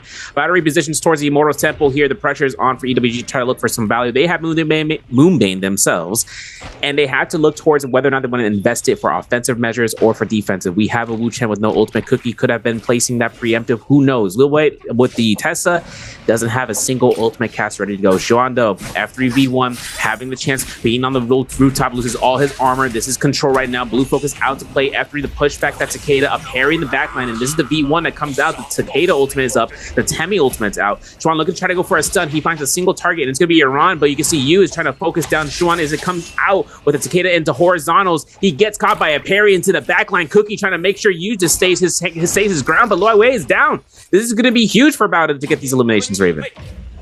Yeah, just you on Takeda is a force to be reckoned with. It's some of the cleanest play that you'll ever see with the Siphon composition. No matter who he plays with, he's just an absolute juggernaut. This character enables him to really, really shine, even without his abilities. You mechanically just clutches up so many situations, and most people don't realize this, but during the last year's Worlds, there could have been another timeline where TE did not win, where HLG wasn't barely there to win. There was another timeline where you almost clutched up a 2v1. He was one read away from possibly pulling off one of the craziest upsets, and we would have been talking about his greatness instead. Unfortunately, he ends up getting parried himself and he falls, but they were only 6 kills behind. If they won that second Yang on the back of Yu's clutch, they would have won the entire thing. This goes to show why OUG has picked you up, and now Bowda has picked up you, and how dominant they are, taking the lead on this Morris game. Yeah, they have third overall right now, 3 eliminations. They're running into Cookie's cast the Moonbane. This gives an alert to any nearby teams. You see X1 right there towards Lake Yellowleaf, just making sure you're seeing what's going on over there, you know, like the cat meme. But if everything comes out, X1 has 2 purple armors. They are running the Tianhai Takeda comp. Now, 3 eliminations total, right? We made mention through with how this skill set of the kill multiplier is being only applied for first place, and each kill really has much more value than how it's ever been before. Wolves having 3 blue armors and making sure they can try to find a silver poke against 521 here at Sigma Mine. Now, of course, Zem having 8 grapples decides to just run on foot, try to get back to his team. And of course, they're trying to go back towards making sure they have as much value towards the shop if need be for supplies, making that, you know, work out for the 2 Vitality / Healing Berry and the 1 armor powder. Now, of course, Rummy Yang, 60 seconds. Still got a minute until we have an opportunity of seeing these first fights, but it's going to be an enjoyable experience. I mean, listen, I don't know how Kayla is going to work this out. You can see Guy Lee's right then and there. He's running front and center. FPX, WBG, they can invade north side for a third party if they want to disrupt their entrance to Rummy Yang, but we've already invested 2 Moonbanes. There's no denial for Moonbane or for Rummy Yang here. All the teams have invested it. And now it's going to be between a lot of contentions for Rummy Yangs or just having fights inside outright. Looking at the map here, you see why Bowda and JDG is so successful. There's so much congestion from the southern Yang, but you see GG, Bowda, JDG, they've chosen Yangs that they know will not be contested. A lot more consistent for them to get in and not get assassinated from these Attack on Titans, waiting to sit there and grieve. But still, with multiple teams posturing up and with your strategy going to Yang, stores, etc., are all very coveted in these situations because you just want to get into that first Yang as scaled as possible, every piece of loot possible, and you see you super stacked up already with the purple weapon, purple armor, purple ultimate. He's going to be going down versus X1. it looks like he's going to be running max attack as well. Now, ZDI is going to get grappled on to you. Grapple, 5 check and see what the armor is like. Match into Takeda, and he's going to take straight to it. But Monk, ZDI is going to be peeling off you. No ults are going to be popped. Straight neutral is going to be played all the way until this mid game. Who's going to be forced to pop their first ultimate? Temmie has his armor strip. Euron looking for a soft reset right now. Takeda ult is going to be popped on the Monk team from X1. You has Assassin's Lunge though. Doesn't need to pop ultimate yet. Has the ult up. Gets the parry off. Temmie ult is going to be coming down to guard against the Monk ult. Now we're going into phase 2 serve. Who is going to take it? ZDI is going to pop his first jetpack as he jumps out of the Temmie circle to try to look for some melee grabs. He's going for the ranges now that the Temmie circle is done. Now ZDI having to invest his first jump. He can go for bow to peak right then and there for that grab, and that's going to be huge range damage. Iron Blast is going to be knocking down those range shots. The RMB from the staff keeps LYD in his corner and making sure that Peak cannot do anything in ground unit form, but he finds a tether active. He finds that ZDI's ultimate is done. He can reposition now towards his Temmie or towards his Tianhai, and ZDI has Combo Breaker F. He's going to have to be careful against Bowda's U, because Bowda U just skate rushing and kiting into the sky looking for aerial RMBs or horizontals. Everything comes out towards this play. As you can see, Euron gets caught by the jabbing. Euron just trying to keep those fist blades motions inactive, and Peak trying to keep himself with blue focus does not have a chance, and that's going to be the first set of eliminations. X1. 3 players still left alive. They find their second set, and they find their third set. Bowda goes down for their first Romy Yang fight into this game, and X1 takes this for another purple armor and a gold weapon to be accrued into their selection pool with a fan. Wow. X1, I mean, I'm a little sold that they were able to ice off the pressure of the Temmie. Now, Bowda did hold their cooldowns for the longest time and only really popped the Temmie ult once Monk ult came down. They didn't really try to pressure and catch someone lacking, because if you catch someone in the wall versus with Temmie ult, easily you can 100-0 someone. It didn't look like X1's Monk and Kurumi were playing that heavily defensively either, so there was a ton of opportunity there to go offensively. It looks like the strat is, though, to play reactively versus Takeda Monk. I'm curious to see another fight by it, but really, really good stuff coming out from X1, able to take down one of the strongest Yang teams with that composition. Yeah, you know, another thing too, right? Like the offensive capabilities that we've seen with teams selecting V3 for the Temmie, right? That 12-second duration is its biggest caveat. The lowest duration of all the Temmie ultimates, period. And just going on the wall infinite could keep someone to be deleted, but when the Temmie comes out to, or the Tianhai comes out to just jump around, it will knock back anybody in the vicinity. He can get a grab so long as the Temmie wall isn't obstructing his grabs from the ranged position. Now, fights happening here. WBG fighting into, messing around to find out. The F2 invested from Jing has ultimate come out here. He goes for the vertical blue focus. He gets caught by Zai's left and right with the F3 and the Matari's F2s. Back and forth. Jing finds a Kurumi circle to keep himself salvation for the heals. He catches Royce for the pitter patter. Soul Bloom picked up here for the rotation of rage, looking towards Ivan and try to catch a stagger. And there's going to be the purple focus, denying that F2 state for the thrust. R&B is held, but of course, there's the F2 again. We're seeing it being played throughout WBG's guys, and Godly is arriving to the scene here with the Farius Shen comp that we've seen with Zai. They lost their Romy Yang. They're trying to find themselves for the Romy Yang depletion to be rid of. And this is going to be a huge fight that's going to eliminate potentially for the first Romy Yang teams here, Raven. Yeah, KLA with this, I don't even know what to call it. It's like a Zymek Monk comp. It's just, I mean, it works just because each of these characters are so dominant. And Feria is basically a pseudo support. I'm curious if they can really leverage the value of Zai, like how this is going to deal with any type of Temmie situation. I want to really see them go against Bowda inside Yang. GG is going to be fighting against Bowda right now, going for the reset. LXM leading his team away from this situation, but you hot on his heels. We got a minute 44 on this Yang depletion. You're going to double jump into the F1, looking to create some space with the Assassin's Lunge. Reminds me just of Worlds. He had Assassin's Lunge. And it's just, when you have Assassin's Lunge, you have so much capabilities of 2v1ing, of finding such big plays to bring it back. But unfortunately, EWG is going to be coming in with the third party. Peak's going to fall as their Kurumi due to CGS on the Kylands. Too much stuff, but you is going to try to get some revenge, try to pick up a soul bloom by assassinating this Kylan while he's kiting EWG. Just absolute chaos going on with the north of Celestia. Hotties trying to get away. LXM is going to make his way out of this, and now EWG is going to be able to connect. They're out in the open, nowhere to line of sight. V1's going to be invested from Zuwan. Now, all of that work wasn't enough, though. EWG is going to cut him down and pick up the kills. Bauda's run and good start will be slowed down, and that's the price you pay for going into first Yang, Serve. Yeah, it is. And if you can't make the cut for winning it, that's where things get difficult afterwards, because you're biting for time and you have to be aggressive, but you have to make sure you be aggressive without the enemy opponents knowing. Now, there's the ultimate cast coming in here. Yaron trying to keep the team here alive. All the teammates are here to play. Parry comes out. Yaron gets caught through. That's the elimination. Bauda goes down. It's going to be for their placement. EWG just coming through and disrupting Bauda you from earlier when he was trying to find the zipping Ying from Cookie, and just seeing that Tesla ultimate come out, getting avoided by the F3 Viper. It still hurts. He had a little bit of extra time to buy out for himself, but he still gets caught out. EWG is just working the assassination, and we still have the Romy Yang to work out for number 2. X1, 6 eliminations, playing into Takeda Tianhai comp, I should say.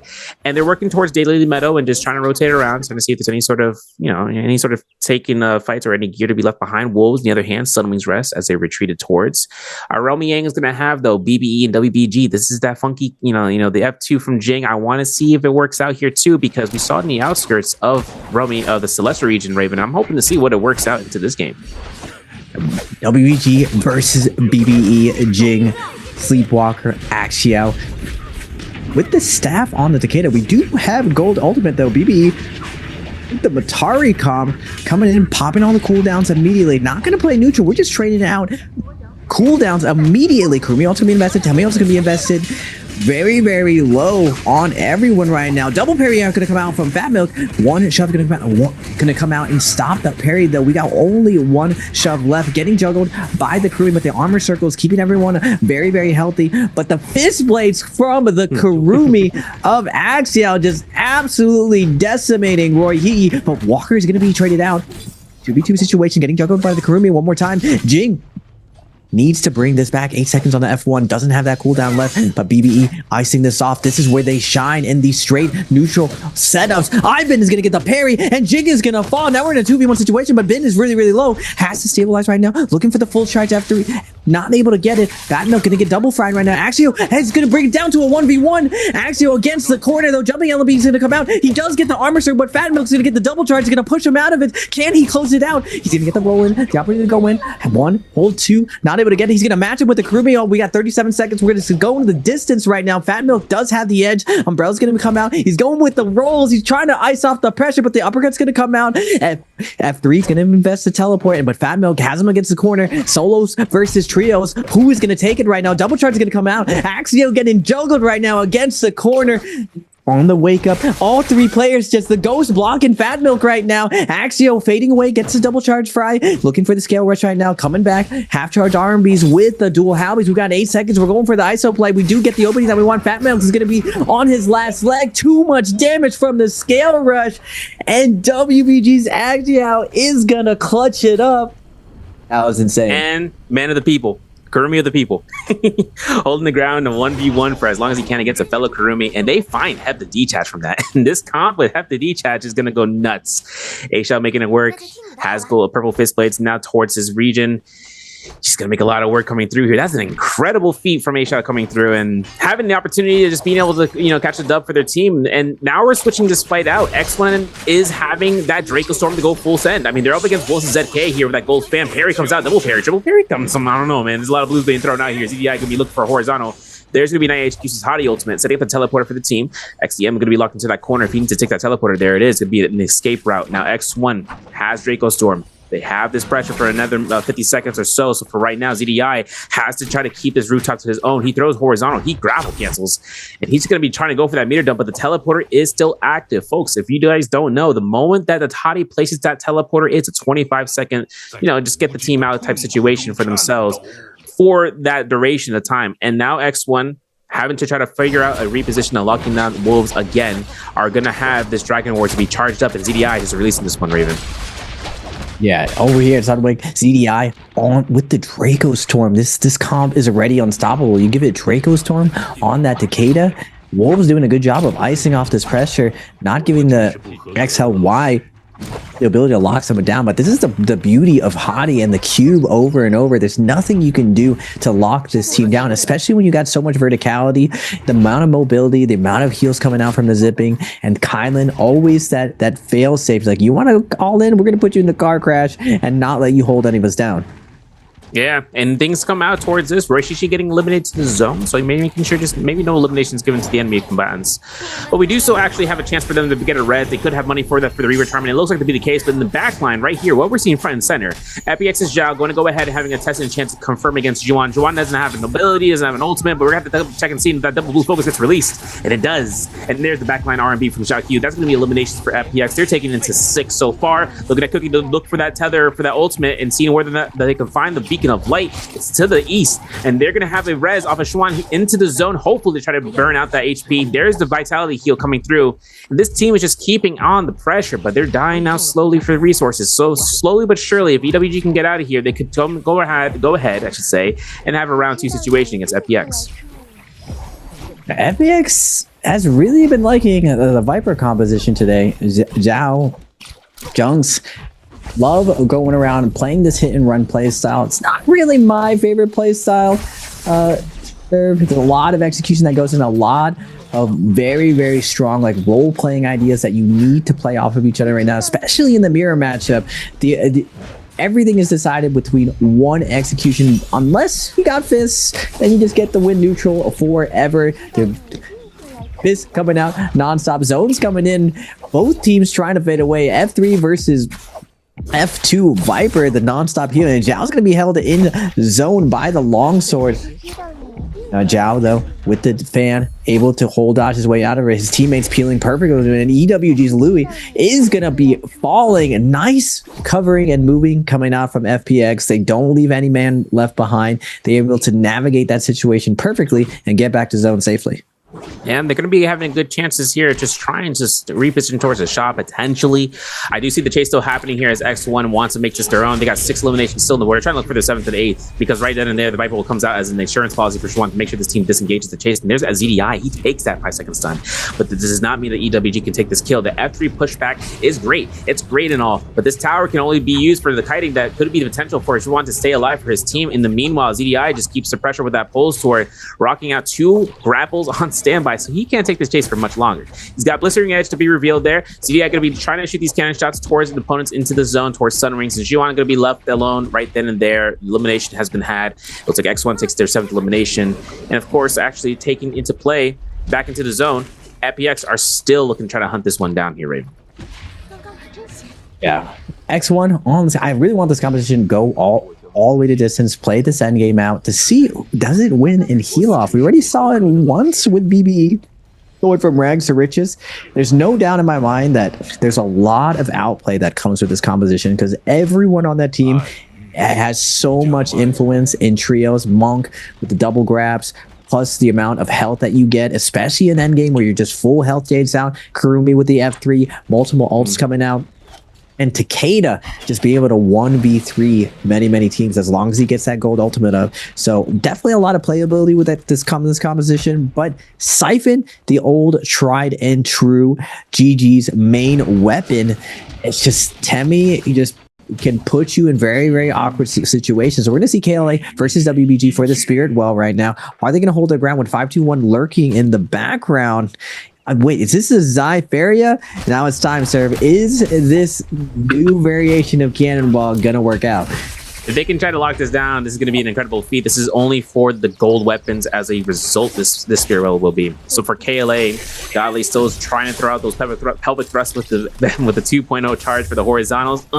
He's going to go ahead and get this secured. This is going to be gold armor pickup. It's going to be an ultimate spam out here. If it comes out, I heard a Kylan in the background. Godly's going to have to disengage. This team took every chance it can get of just getting out of there as soon as possible. The exit is right there. Take the exit ramp. And of course, KLA, they got Jades on standby too. If I'm not mistaken, that's a stanchion sky pillar for CXZ, but that's going to be all into the option selection if they're going to be using a stat. But considering that I see the fist blades out to play, QGG making sure he has gold greatsword, dual blades on hand for Godly. Hasn't repaired that cannon yet. Just trying to keep himself mobile in case anyone wants to try to take the chances here. But Godly will just go ahead and wheel the cannon in them standby. While FPX, they're still taking fights out here to the eastern side of the circle with 5-2-1 and BBE trying to dissipate from this fight outright.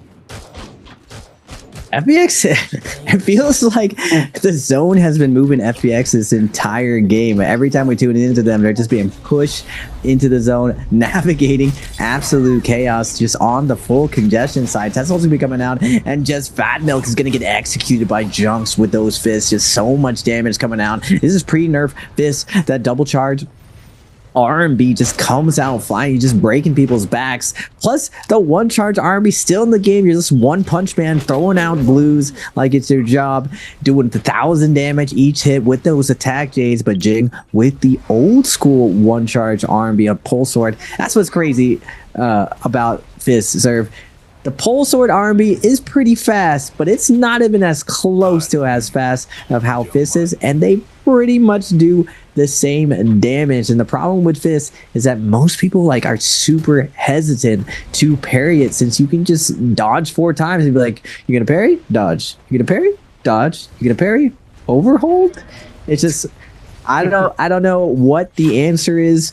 Definitely when it got 2 down, it's a little bit better, but moving forward, what's interesting, sir, is I've heard from all the NBPL coaches that they're just like, yeah, this don't really matter. Still use Pole Sword and Spear. They're such diehard trios players. But I saw VVV, and I see a lot of support players. And as a support player myself, you give me 4 dodges where you can't do anything to me. This is kind of one of those broken weapon sets in the game right now. Yeah, and I think another thing too is the fact of nature is that you can just shadow step dodge through like double horizontal release Pole Sword actions and stuff. And now it will be an interesting option. I'm still looking towards WBG's June X to have F2. I'm still thinking about that. I mean, that's a skill ability that can get griefed by a neutral attack by a chance. And there's going to be Godly forcing a instantaneous hottie teleport to get them out. And this is going to be where Godly gets another grab from ZK, gets another teleporter to get out. And then V3 Viper shows up here from June X, and he's still going to be looking to try to go ahead and just say, yeah, I'm not going to have a war in the world. But he gets caught by the enchant. This could be the turnaround here for KLA. That is not what they're looking for. They get an ultimate cast. We do not have 100% rage. We do not care. We still get caught to the grabs. As X1 ZDI looks to try to go for the grabs here into the zone, that's going to be the teleporter to get himself out, but ZDI might be eliminated here outright. XLY, this is what you're looking for, Raven, and whether or not the sustain into the end game can work out. You lose out Tianhai. You still have a chance of trying to work through. But then again, KLA, I don't understand what's happening here. This is going to be crazy for Godly. He can try to stay alive through the pressure that is being put on by all these crossbow bolts. Oh my goodness.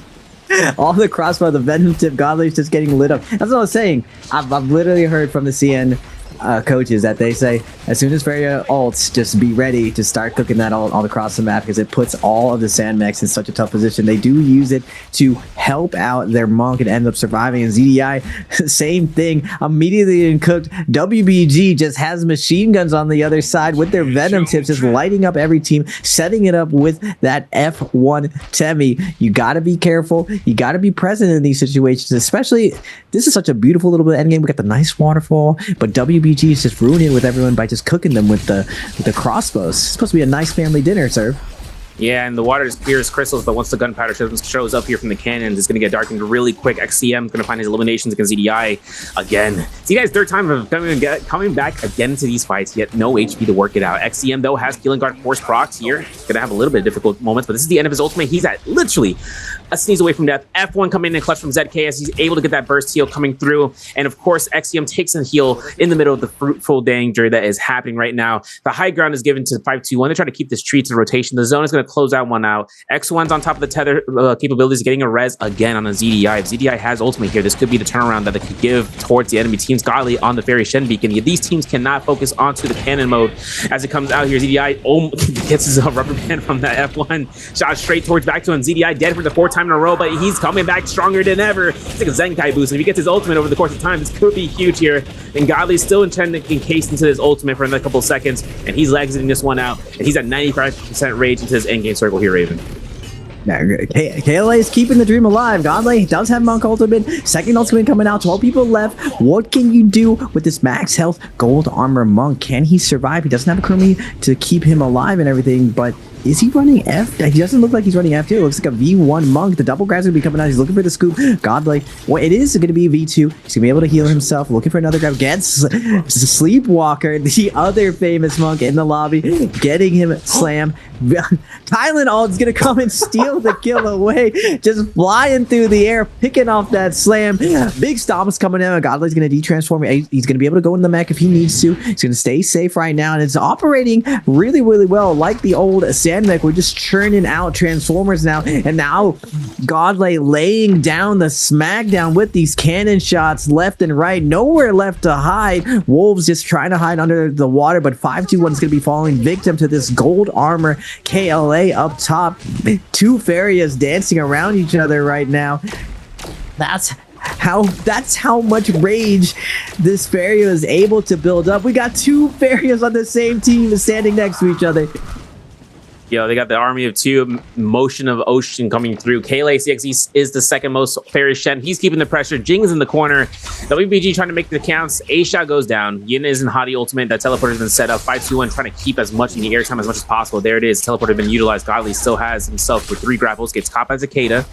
Keeping careful motion. The blue focuses. He gets that horizontal. He forces the combo breaker for Hottie. He finds the elimination against Unique. That Solum is not going to be picked up. That Kylan decides to want to slash back and forth. It's like a motion track on the Subway 15. Of course, ZK has to really be careful because Godly gets himself eliminated. This is what they needed. The Tian height is out. He can get 100% reset onto the zone. This is what Wolves wants to make sure it happening. 10 eliminations so far as they earning this one out. The yoink in midair is working out in their favor. 12 eliminations so far. They're looking for the eliminations for the final sets of lives. If that elimination comes out, but it didn't even matter. Zem had ultimate. That's 4 seconds of vulnerability to zone take damage. And Wolves catches MVP for game 3. Man, that gonna start through here, I should say, going through here for game 4. You know, we'll talk about through because X1 has XOY towards the salvation podium, and they're chasing down KLA for the first minutes. Yeah, KLA tries to do a split drop in case they're challenged off spawn. It looks like FPX challenged him as well, but X1 knows this strategy, clear counter strategy going on, cutting off the Firefly edge of the platform, and now KLA has to reset right now. Good thing for them that X1, after they get this initial kill, they want to keep up the tempo and see what they can get more. Probably gonna get a res and get that free reset instead of having to go and leave to get that reset, but going over to Tang. WBG Sleepwalker is gonna fall, but BBE is gonna get traded out into the 2v2. We've seen this before. 2v2 situations. I always say the Vietnamese players, when they're in the 2v2, they are some of the best to do it. Unfortunately, not this time. Can Roy Hehe bring this back like he hasn't before? Wait a second. Double hold, gonna come down, gets the one hit, gets the parry. I spoke too soon. My bad, Roy Hehe. He's gonna get the first kill. Doesn't get the second kill though. WBG Sleepwalker is going to come back with that F3 and clutch it up with his teammate. Yeah, it's a little bit of a risky move, but Sleepwalker comes in here at the nick of time. Doesn't even need to be there in the first place. That's just in case. It was a run back, and it came to work out in the favor because with one blue focus comes alone the death of BBE so far. However, we have into the Plume Castle here in the underground. Revenge finds ZDI from X1 to be eliminated here for the first life. We see the chase down against XLY as Zai is getting full concentration. We saw the drop into Fireflies, and they gave it through. NY7 having it. First elimination, 3 eliminations total for Alliance. They have a lot of gold to work through. They can try to rotate around and just loot up Plume Castle as a whole. They have the crest to look towards in the multi-level that has Tros across each and every single level of the platforms. Now, while Plume Castle is here, GG, they have inside of the Imperial Village themselves, they have a region that is left to their own volition. They have enough loot here to last them for days, you know, and looting out here, Raven. Yeah, GG known for their slow play with this comp. That's one of their trade secrets when it comes to Siphon.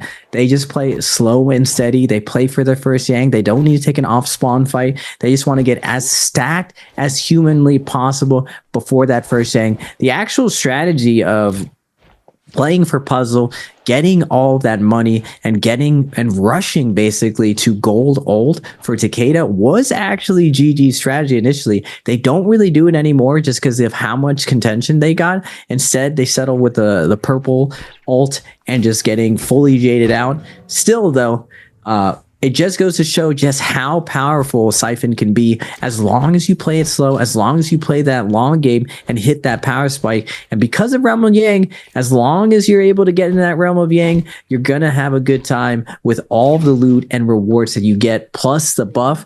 It just shoots up Siphon to being this juggernaut for endgame. But we are seeing a lot of Vipers, and so the name of the game is, can you slow down the Siphons in order before they get to the point where they're unstoppable? Yeah, CC controlled to this maximum potential. LYD, though, in his fights, gets caught by his own parry as he gets eliminated here from JDG. This is going to be their 5th elimination, or by the Igneous Mound. Now, taking the goal into consideration, they could just go ahead and just wait out the shot to try to look for those limited, I'm not saying limited, yeah, limited items. Pretty much when the timer reaches a certain point to the match, certain items are unlocked. Purple rarity items first, with the armor being the one of the more selected options if it hasn't been accrued by the team. But once we enter into the latter half into the games, into the round, we start to have the gold items, Jade selection, gold armor, things that could just turn around an entire team's composition into a onslaught of damage and control. And that's where the Viper comps could really easily take the opposition with finding gold and finding enough resources as a result. Now, gold Hong Sword on June X, as it comes out from FPX, they won Salvation Podium. They earned that gold weapon to be earned. They could take a Realm Yang fight, but that's not what that comp is built for. It is built for outside Realm Yangs, unless you're one of the few packs of a punch and just deciding to say, you know what, let's run it. And then they all of a sudden, you know, well, we got 4 minutes. Realm Yang depletion. And things kind of end out towards that. The comps want to work it into, if FPX wants to take that Realm Yang, they could potentially, just not to the position that they rather wanted to go against, especially with Siphons in the mix of things before they enter into the final minutes of the round. Wolves, ZK, and WBG going at it already. ZK gonna pop the ultimate. Needs to peel off right now. The V1's gonna be coming out. Temion's gonna come down to peel. But the Moonbane is coming down from WBG, stuck in the center of this. Nice Krumiel's going to come down, able to pick up ZK. The Temiol still doing a lot of work, not allowing any of this damage to come down, and still HK's going to get that reset inside the middle of the Moonbane. Jing's going to be able to make it back, but still, Wolves, it was going to lose one of their players. The amount of damage coming out from the Siphon, coming out big. WBG, though, from their perspective, it's still looking good. Tesla's getting really low. The Moonbane, and even though this is a blue Moonbane, feels like gold Moonbane when it comes to Immortal War. Finally, the Moonbane is gonna pay off. XCM is gonna fall, but it was looking pretty close for a second, sir. Yeah, it was pretty close. They almost lost Jing once we saw Zem try to go for that parry and attempt to try to kill off, but did not occur. And then all of a sudden, the Moonbanes just started to show out. This is like, it's like the idea of, you didn't have both Moonbanes in the game, by the way. WBG actually been able to purchase both Moonbanes off the rip, so they're able to have the secondary Moonbane for the 50 seconds before they want to cast it out. That's always a case scenario that, man, Moonbane doesn't work for me. It always works for the other enemies. You know, it's like, it's a conversation that happens. And Wolves, they tried it. They try to go ahead and try to contest into it. They still have lives left. They still have a chance of returning into the game. JDG out here towards the Altar Tranquility, making their way towards into Plume Castle potentially. The rotation here has to take onto that purple armor for the team. Purple weapon onto Jing now for the Tianhai. Those type of slam downs really come to clutch here. And FPX, they're actually arriving towards the north side, or the southeast side, I should say, of the Altar Tranquility, going towards Igneous Mound. As a result, they're actually looking to try to lock down NY7 Yuma, as Alliance is going to be the other choice pick here. And this is that assassination potential that can come out from FPX before this next Realm Yang. FPX with the Viper. This just brings back bad memories of just the amount of drop downs we experienced at Worlds. Like this whole Plume Castle era, the V1 Vipers just coming in. It was all V2 the whole year. Then suddenly the meta shift to V1, just the amount of stun that comes down. WBG's Walker getting a big stun onto Zuan. Temi tries to create some space, but it's not going to matter because of the Moonbane. Karumi also going to be coming down. A lot of sustains coming out. Axio on the Wuchen is going to board them back into the safety of the Moonbane. They're not able to capitalize and pick up a kill, but Alliance is going to show up, see if they can third party, but EWG is out of there, sir. We are out skis. They put on the Nikes and they're taking a jog right now. Alliance showed up and was like, wait a minute, is the Moonbane here? Can we get any kills? Nope. No, you cannot. But Alliance looks like they're setting up for Yang. They're looking really pretty. And with so many Vipers in the lobby, when you have this composition, the Xiphon, you really want to hit that Yang just because you know for sure you're going to get a favorable fight. even versus Takeda, I've heard mixed things from different teams, and then even the NBPL coaches, of whether or not they feel Zai is a counter to Siphon, or Siphon still ends up beating it. I'm curious what the numbers end up showing and the results. I feel like Pugs and just scrimming is not the same as the big stage, where everyone plays a little bit safer and a little bit more conservative.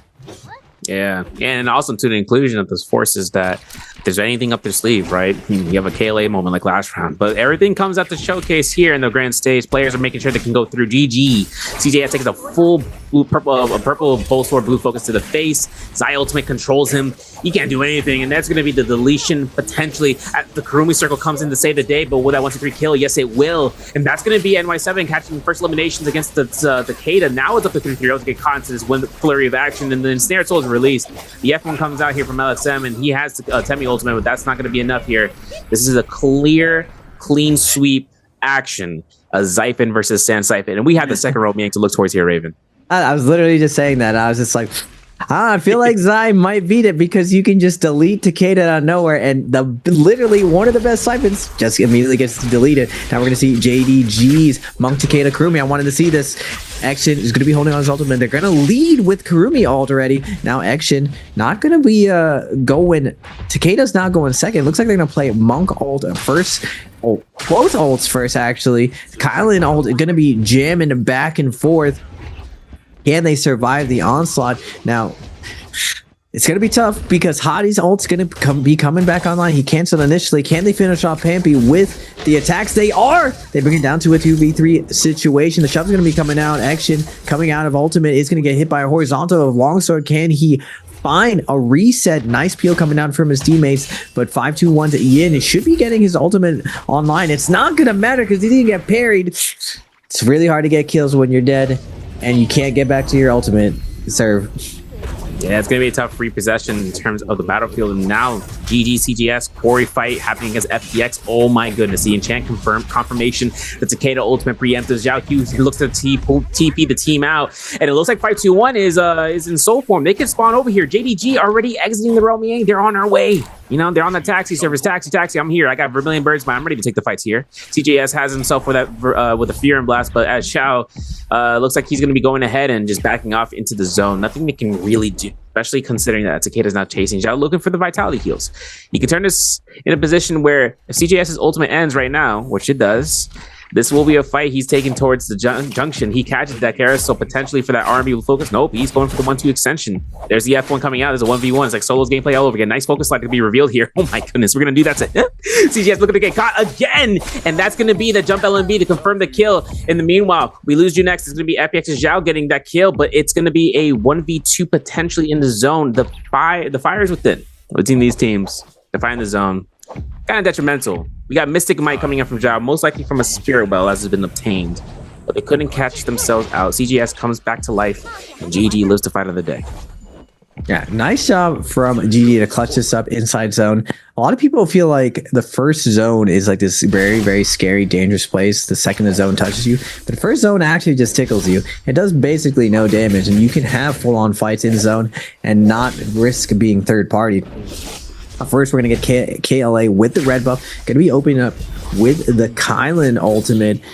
Adi ult's going to be pairing off with it, but Alliance coming in hot with the third party. Oh, the tough part of Kylan life. You ult, you don't got the heals coming off. You just come out 1 HP. Big time, yeah. You know what's crazy too is that Reishi proc ult immediately knowing that all these souls are going to be available for him and his team. And this is going to be where that horizontal comes out, but it looks like Kayla's Godly gets caught out there. This is BB figuring through the equation with 6 eliminations now, looking towards 7 as QGG might be the next one left out here. Toes to the nose coming out here from Fat Milk. And it might be QGG to get his focus light game going on. Stoneform Force proc here, R&B release. Roy Shi finds the 7th elimination for the team, and he still only has level 1 Takeda Ultimate. Level 1 Takeda ultimate, still forcing me record with a 5-2-1, able to find the kill onto JDG's Xing with the fist. 5-2-1 now in 2v1, 1v1 situation, fist versus longsword. Audio is going to be invested. Yin looking for the openings and get that soul bloom, but we're really far from zone right now. I don't know if we're going to be able to make it back in time. He's going to be trying to go super, super wide. JDG slowly making their way in. They're almost about to be at max corruption as well, but at least the zone is in sight. On the other hand, my man, the hottie, we took the long way out. I'm going to be surprised he's able to get out of there and survive. Now, technically, first zone doesn't do as much damage, even though at max corruption. So maybe he taking the wide route was the best play. But something that was interesting today, Serve, that I noticed is that very rarely did we see any solos and duos in endgame. It just seems like most of the strategies, like when a team fights, they're not really interested in disengaging. They're gonna fight all in and try to win the scenario as best they can. And it looks like Yin, like I said, he went too far out. There's no way he was making that. I was about to be proven wrong, but he is gonna fall to zone. At least he didn't give a kill to the competitors. They still have to secure the top 12 finish. Yeah, and I think the reason why the teams go all in is that, considering how much kind of with the new rule selection comes out, and knowing that you can't really snowball your way into the end game circles, your multiplier only really comes out towards that first place, like we always make mention of, but it's also to the placement points, and it's just not catching like second place or third or fourth place, where you're getting a 1.3 multiplier in fourth place and just surviving until the end game. It's like, we're just going to go ahead and just full send. And some teams work off of that really well. Some teams don't. I mean, some teams try to go back for the reset in terms of the fights, but that's because they invested a lot into those early set on engagements past first round, prior to second round, where they try to go for, trying to go for the aggression before the Rummy Yang, or even just trying to see about, let's see how many hands you can throw up, and then all of a sudden gold fist plates be appearing. Things of that nature kind of lead out towards this. Rummy Yang 2 fight happening here. GG up against ALL from Alliance. And CGS, can they make up for the fact that they fell earlier to this same composition right now? CGS not gonna get 100-0 this time. Immediately diving to Matari. Armor's gonna be ready to shift. Zai ult is gonna be invested. Temi ult's gonna match the Zai ult, but Matari ult's gonna double ult. Kurumi ult's gonna be coming in first, and we're gonna hold on to our Takeda ult until the end. Takeda's CGS just going aggressive right now, but he's put his against the corner right now. He doesn't want to get 100-0 one more time. 5 seconds left on his F1. He is gonna make his way back to the armor circle. He did create a ton of space right now, and now it's his turn. It was your turn before, but now it's Takeda's turn. But Zai just letting him know that, I don't know about that yet, buddy. We just out here smack him in the face over and over. Double shove is going to be coming out, and immediately Zai is going to be deleted. Now Matari trying to fade away, trying to get back, but 2 more shoves to his names, able to get another kill, and that is the power of Takeda and holding his ultimate. He's able to full clear out the whole team within those 4 shoves. Yeah, the crazy thing too is what I love to see is CGS measured out that horizontal range of the shoves, knowing how far on both sides, left to right, how much value in terms of the range that it just creates for utility aspect. Instead of going offensive, he uses it sometimes, yeah, but then he's helped protecting the team, and he catches at least 2 targets at most whenever he's trying to throw it out. They find themselves Draco Storm, and so they're taking that outside the zone. They actually find themselves a Merciless Havoc as well. So that should be a fun, interesting experience for them as they're able to try to convert any sort of spears they have into a staff, and that alone can give Temi a reposition on a whisk throw, right? And that can just delete a team. They have a pulse order. They have fans already. You can just connect the rubber bands of R&B from the fans to just catch them in midair, and that Merciless Havoc can just extend that upon further inspection. ZK, I believe Wolves go into Yang, or they get us from Spirit Well? Sure. It looks like, judging by how scale they are, we don't see gold weapons, so they most likely got this from Spirit Well. They're going to find X1 on the outside right now. They're going to be very, very different than GG. For Wolves' execution, they actually lead with the Takeda ult versus this Viper team, trying to force out some of the cooldowns. One shot's going to be invested. They have 2 more left. Parry's going to be coming out from their Temi. And finally, they force out the Viper ultimate. They're going to fade away. No silence is out, so that Takeda ult is going to be able to protect him from it. A little bit of overlap here coming out from NHQ's Temi, wanting to ice off the pressure even more. Now LYD is going to port out their team with the Wu Chen, and they're going to fade away. No armor to their name. Can WG find them? Do they have the grapple distance? It looks like ZK does have the grapple distance and speed. Will they be able to catch up though? But first, we're going to tune on to FPX versus Alliance. Yeah, Alliance going to be taking out that parry. Very nicely done as Junex is caught right then and there. FPX loses one of their teammates. Big chances here for that lethal jab to connect towards Zhao, but Zhao just keeps that escape going through onto the southern end of this ravine. B7 has F3 in 3 seconds, so if anything comes out from Zhao, if he gets a way of escaping with an F1 or anything of nature, it'll be his teams to keep the stagger. There's the F1 investment. F3 doesn't even need to be used, but he's going to use it regardless. Going to swipe right over there. Eliminations have been earned. 9 eliminations, I should say, are actually up to the case scenario 10. Pushing themselves up to 16th place overall. Now, eliminations to the scoreboard have them as kill leaders so far.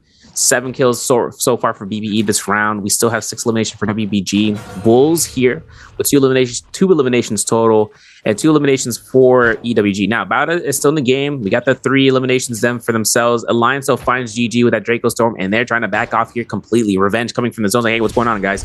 And there's the F1 somersault. This is going to be the turnaround that GG can try to look for the eliminations. Double parry coming out from Yuma though, and that burn could be elimination factor alone to get one of the players out, but it looks like LXM does find it regardless, and then Takeda Ultimate comes out to play. The Merciless have it control right then and there. Can't do anything about that, Matari, and that's going to be where that parry happens, and NY7 goes down. Alliance losing 2 of their teammates. GG picking up 2 on the board.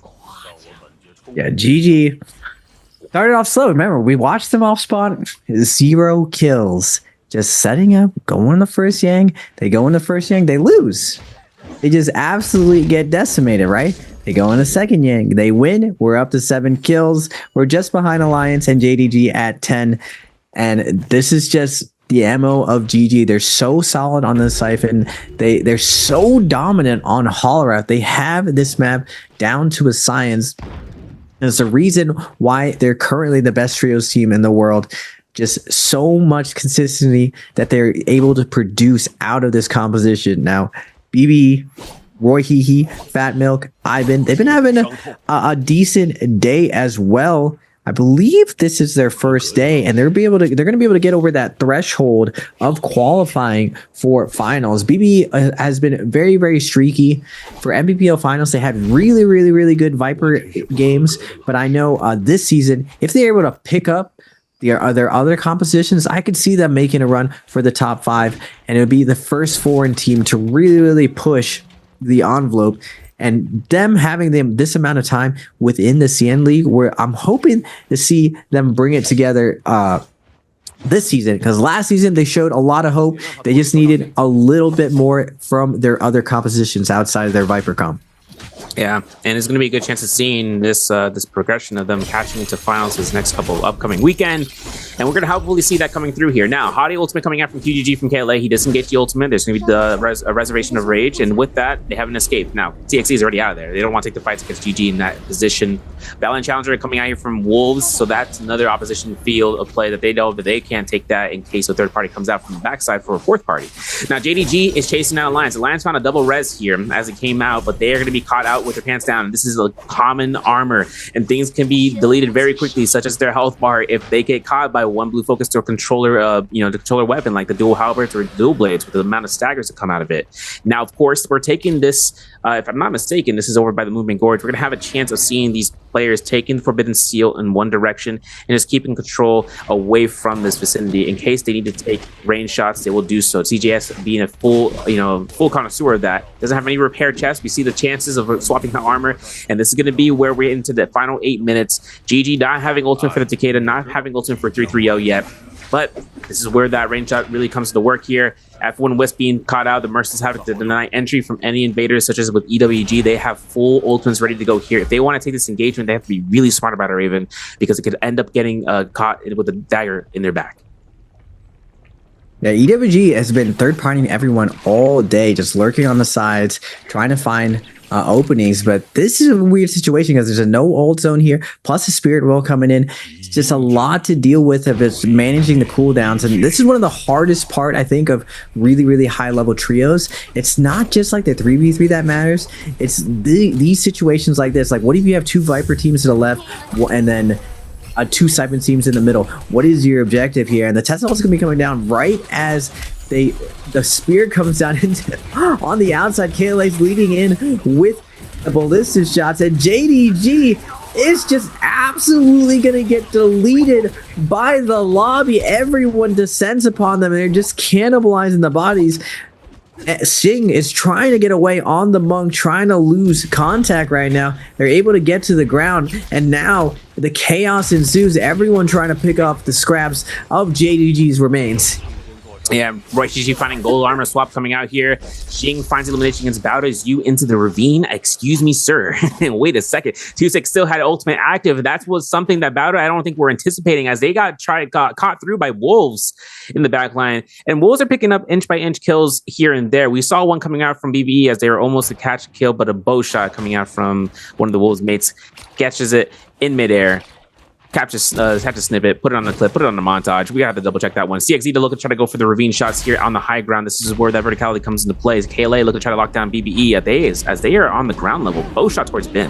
And this is going to be a corner that they can try to control out here. The Moonbane, as Raven likes to call it, the 80% Moonbane is in effect here for the end game circle. We still have another Spearwell somewhere in the wrap that's going to be spawning in here in 80 seconds. A White Tiger's prowess in the center of that Moonbane. Not going to be objectified yet. Jing, though, finds himself into the side of the ultimate as a Tien Hai looking for grabs, but Yuma is going to be holding out to the corner of the rock.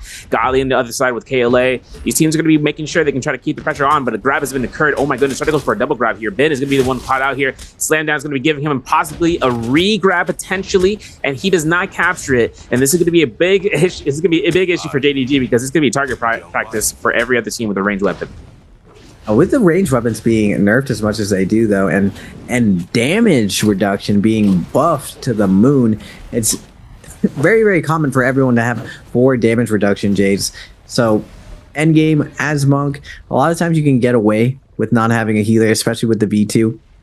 Even though all the aim practice goes on to you, JDG is able to survive. They literally got hit by everything and the kitchen sink. I have never actually seen a Spirit Well situation where it was next to a ballista that wasn't obvious.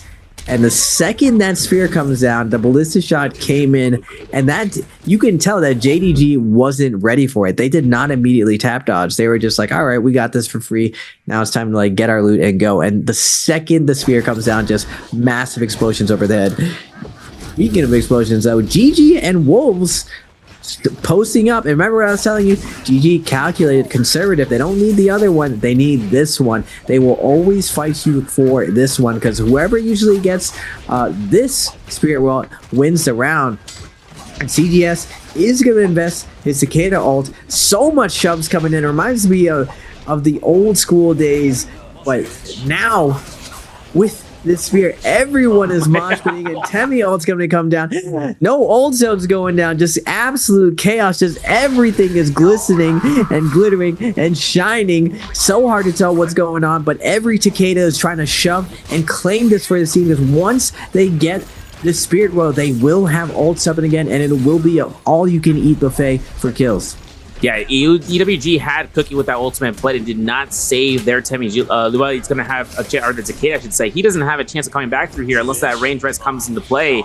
The Forbidden Seal denying anybody inside, but if you can cast ultimate outside, that's all you need to do, because this is going to be where it's Temi versus Takeda's pushing in within and out of the Forbidden Seal if they have ultimates coming through. The contestation from this, Spirit Well, the moment this Spirit Well gets claimed, someone's going to have a good day, and that team's going to take full advantage of that. GG having the opportunity here, having 3-3 of the recast the ultimate on the outside of the outskirts before the Forbidden Seal comes through the exuent. The zone is still at 20%. We still don't have enough opportunity for this, but the teleporter's been used. The Hottie's going to get the team out here in the distance, and there's going to be the parry going to be earned. Fabio looking for the releases of the vertical blue focuses, and there's no more range immunity here. CGS catches a somersault, has to get a fear, and ultimate still active, is looking to try to utilize it at a perfect opportune moment. He gets caught by Wisp. No one's throwing any range shots in this direction, and we still have the Merciless Havoc just to keep the denial of range damage to come through here.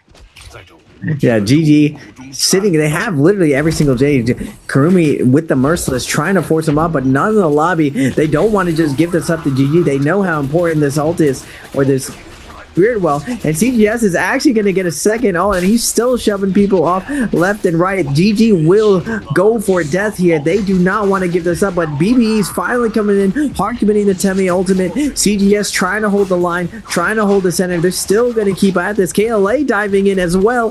No one wants to give this up, but the zone is going to be coming in soon. The zone is going to be taking it. BBE has to be careful. This is max zone corruption. They're sitting in there. Kurumi's going to have to fade out and go into the wilderness, but Fat Milk doesn't mind. He's going to keep it safe, and we're going off to another part of the end game. It doesn't look like anyone's able to claim it because of the zone. 14 people alive. Ivan is going to fall, and we still at GG at 10, JDG at 12, Alliance at 12. Who's going to take it, sir? Gotta be a good chance in the last final 2 minutes here. They were contesting that soul altar to the spirit well. No one could take it. Teleporter's been placed. QGG on Hottie duty, trying to knock people into the zone. Is his best opportunity here. There goes Fat Milk right then and there. It's gonna be a strike for the kill number 13. And as it comes through here for KLA, I should say, they're trying to make sure that this team does not have a chance of coming back in here. There's another strike. BB's Roishishi in the corner right then and there for the zone. Take damage with the burn. That's what's gonna kill him out here. We're at nearly to the points here in the final seconds of the match. CJS finds a kill against Roishishi into the final moments, and that's going to be a kill elimination 11 on the board for GG. Now there's going to be JGG into the corner side. They're going to find a Takeda Furin ultimate. The Takeda Furin going to come out here to deny that Merciless Havoc coming in from 3-3-0. We're looking at ground unit teams right now. CJS making sure these cannon shots are going to connect. The Furin blast coming from the back line. The fans being spammed. CXZ having Kylan ult still. This is what we were talking about, Raven. How much can Kylan really deter these end game circles when he's the last to ult? GG holding a high ground. This is one of the first times I've ever seen Spirit Well contested for that long, to the point where no one could get it. Everyone was playing really, really good neutral, really, really good third party. But now GG, known for their end game, 90% on CGS. He's about to get Takeda online. 10 people left alive. He just has to finish off 7 more opponents using that cannon to AoE and build up the rage. Kylan's going to be ulted. Multiple cubes going to the skies. We got 3 shoves left. Are we going to be able to win this? Temi ult is going to be invested as well. 3-3-0 does have the Krumi ult. He's going to be holding the center. Will the Kylans be able to prevail, or will GG's Takeda again be able to prevail? KLA's Hottie in the mid-air, trying to stay in the center for as long as possible. LXM is going to get knocked away. CGS as well. They're not going to be at the max health, but GG's 3-3-0 is going to hold the dead center while he kept his teammate tethered, and GG is going to take it again. Beautiful play coming out for them, fighting to the very end, not giving up an inch. They just held the line, sir. They're just like, hold each spot. Yeah, no one contests it either. I mean, we've seen some few, discrepancies of that, and did not work out. But Noble Cave spawn coming out here. FPX finding Takeda ultimate frame 1. Musket shot to the back of the head from Zhao's. Ow, what was that? Now they have weapons. Now June has a chance to try to engage, trying to save his teammate. F1 preemptive. In case of any blue focuses, there's going to be the F3 coming out here for the Kylan ultimate to be preempted. This is all Kylan needs. He just needs his ultimate, and he can just go to town. And this is going to be whether or not the sustain comes out from the crew to keep this team alive. Zhao takes a little bit of damage. He's at 500 HP. Now June, he's going to go a little bit of the longer stead here, having Furin ready to go here for that last Furin strike. But look, Kylan's ready to go. ZDI has himself to keep the sustain. He eliminates 1. He's looking for elimination number 2. And this is where X1 probably taking this round to their own, even against all the odds. FPX still have some legs to kick out here, Raven. Yeah. With LYD down on the zipping, no more sustains going to be coming out. Nice job from his Zhao Hu with the double charge, but ZDI is going to get one of the parries to go through. He does have a sliver of health. Will Zhao be able to close this out, or will he get an armor reset? He pops out the window, and an RB is going to sweep him off his legs and take him down. FPX coming out with a nice little 3-piece off spawn Firefly location just above Celestra. One of the first Firefly locations, the classic, the OG. We used to only think Fireflies spawn here. Little did we know there are Fireflies everywhere. Now GG, again, nice, calm, cool, collected. They got all ultimates online, and this is what I was saying before, Surf. Everyone's wondering how they do it. What they don't do is they don't int. They don't take unnecessary risks. They just do what they know how to do super strong. If they don't get in a fight, no big deal. They don't force it because they know they're going to get kills as the game progresses.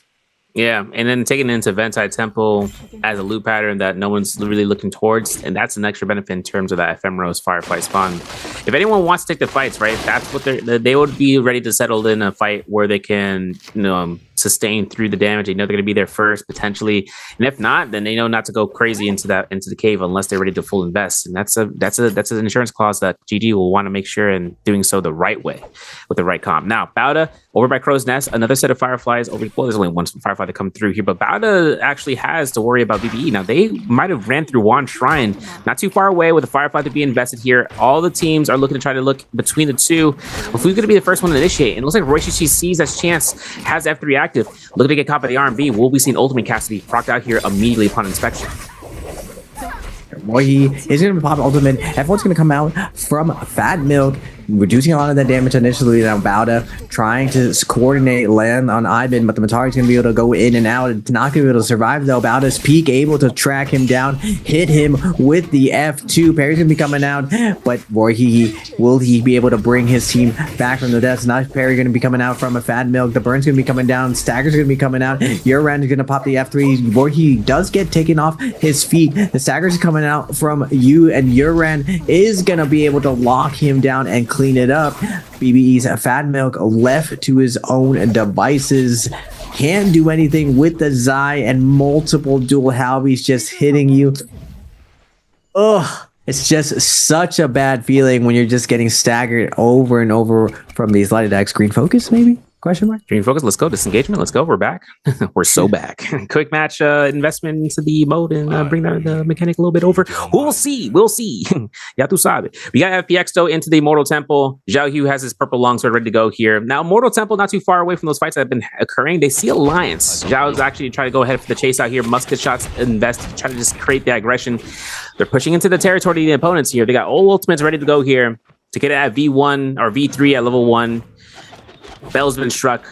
No one else is in the vicinity from the map selection from what we were able to see. But Alliance is just, they force out, FPX just back off here. We have vision. We don't want to understand what they have in store for us. We don't have a real reason to take this fight yet. We still have Romy Yanks to look towards. Not what the comp is made for. Now Xiphon, same thing. They're made for the comp even more so. We've seen it from back and forth between both Xiphon and the Xiphon. Now, of course, as X1 retreats back towards that first fight they had against Team with the FPX fight, they still have a chance just going through certain grounds and seeing what's left alone. Maybe making their rotation towards Lake Yellowleaf. We'll have to see.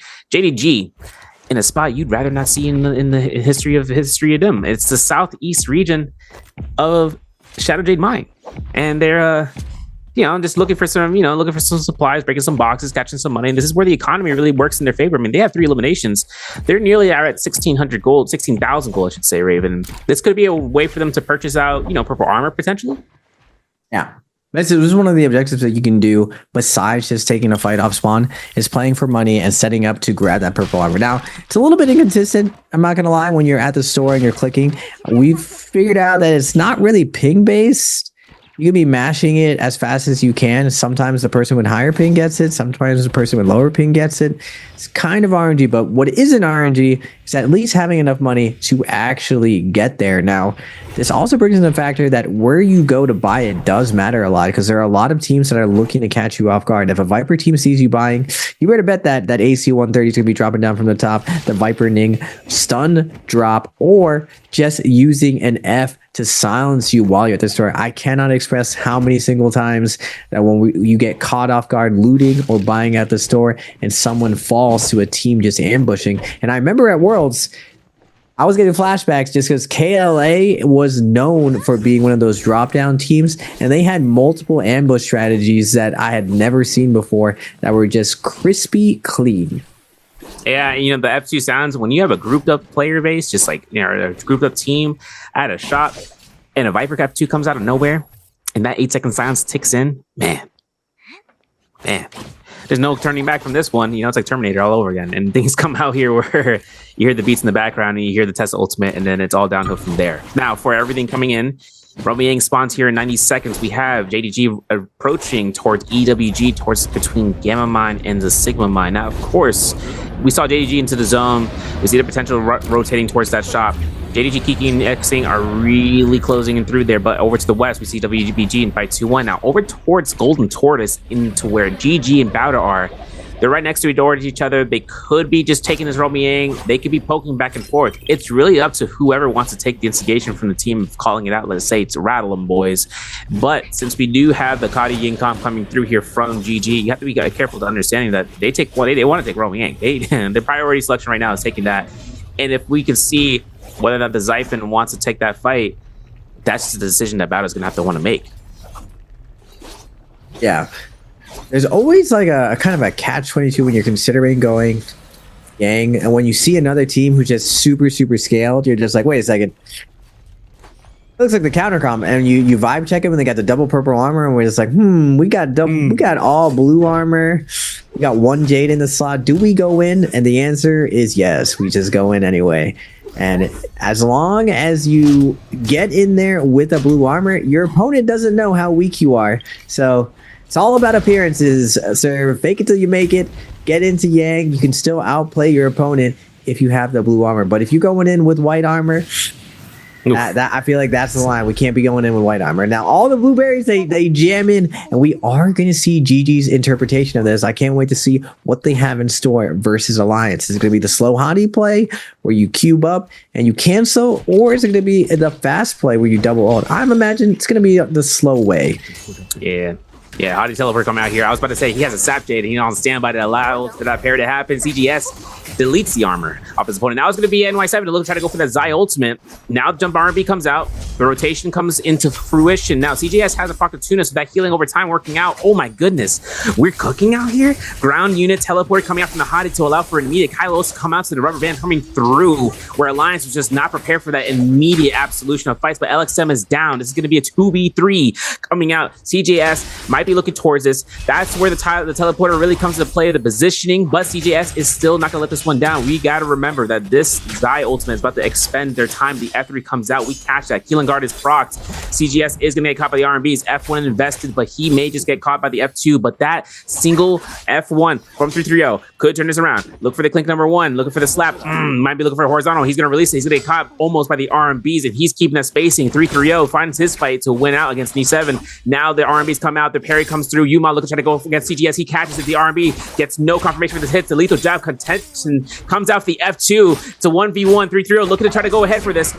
When the fist blades come out on top, GG get their victory through Romiang. 330 able to win out his fight. Another clutch play coming out from my man. And again, like I was saying, support with fists. Just free neutral win. It's really hard to lose with fists as long as you can breathe and you have hands. 330 with the purple fist, doing a ton of work, able to clutch out that scenario for his team, but I wasn't worried. I knew 330 was always clutching that. Yeah, you know what's crazy? That F1 was a wild hit. That F1 towards CGS was perfect. It was flawless. And then now that the GG team has Vermillions, one of their teammates have a Juggernaut to be on standby. They want to contest kills to give them to that teammate. They'll just stack up that percentage over time. Juggernaut will be built up to 16%, and then that's where the DPS comes out. And GG could have this round to be earned. They have 3 eliminations so far from that one Romiang fight. That's great.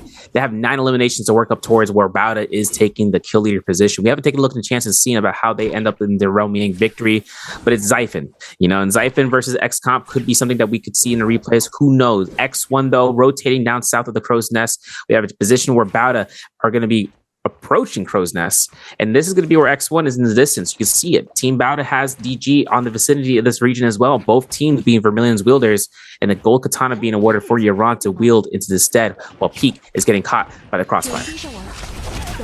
That is Yaron coming in with the flank. They got 1 minute and 50 seconds on their Vermilion's buff, focusing down LXM. Big battle coming out from top 3 teams. Bauda's Yaron tap dodge fading out. The Hottie ult is going to be plays. X1 is going to be lurking in the bushes on the outside. Both of these teams investing almost all of their ultimates. So Yaron just holding on to this, though. They're looking to tank Hottie ult, actually. Bauda just full on tanking the Hottie ult, and then finally Matari is going to match. Same thing with Zai. We're going to get a nice F3 into the jungle, but CGS with the combo break able to fade out and get out of there. Put him back into card crash, the slash old reliable on the Kylan. But now X1 might be activating. They've been watching this in the bush the entire time. At 330 is going to be battling out with The Zai just kicking her in the face. You is going to be falling, and now Alliance is going to show up and kill Auda with practically no effort. Just have the Zai roll up. You don't have ults. Yeah, you're for sure getting whipped to death. Yeah, and the EWG are arriving to the scene as a fourth party now. Roy Burst being revealed here from FPX as a fifth party coming into play. EWG finding the ultimate cast potentially for the F3, maybe looking for the Aura Burst Part 2 from FPX. He's backing off. EWG, Liwei gonna have his chance of rotating around. We see elimination here against LXM. Fatmilk just into the zone somewhere in the kill feed, but we see X1 arriving into the zone, into the vicinity of the east side of this region. Now, as EWG are just, seeing what's happening here, we're gonna see Jinx gonna be looking to try out, go ahead and use his investment of Last Furin to try to lock someone down if he can, or just keep in protection in case any engagers, such as X1. Now, understanding this, two teams fought here for the Vermilion Birds might, they have a chance of coming back into the play. Bauda spawning in somewhere in the vicinity, probably even making their way to reposition towards Romy Yang. Otherwise, X1 looking to loot up these bodies. Alliance could lose out one of the teammates here, and we're still going to have a chance for double teammates to stay alive for the games. NiHQ finding elimination against Susik, though, as JDG takes a little bit of pressure from his teams, and this is over by the Zest Winery. JDG's Kiki going to be trying to go ahead and contact for a kiting pattern here as is Zippy Ying, and Zippy Ying's going to be really tough to capture if they are allowed to get away from one target alone. NiHQ looking to try to go ahead and anticipate this, and this might be a chance of seeing whether or not Kiki can run this out as BBE approaches from the northwest here. Yeah, NHQ trying to catch this zipping, but it's tricky coming out from Kiki, able to win out the neutral, but the no ult zone is going to be pressed. Now, tough part for them, BBE is going to be coming in with the vengeance. F2 is going to be invested. Blisterin's going down. NHQ's trying to get onto the outside, gets the armor circle from the crew, be able to dodge his way out of there. Now, Iman's going to be falling.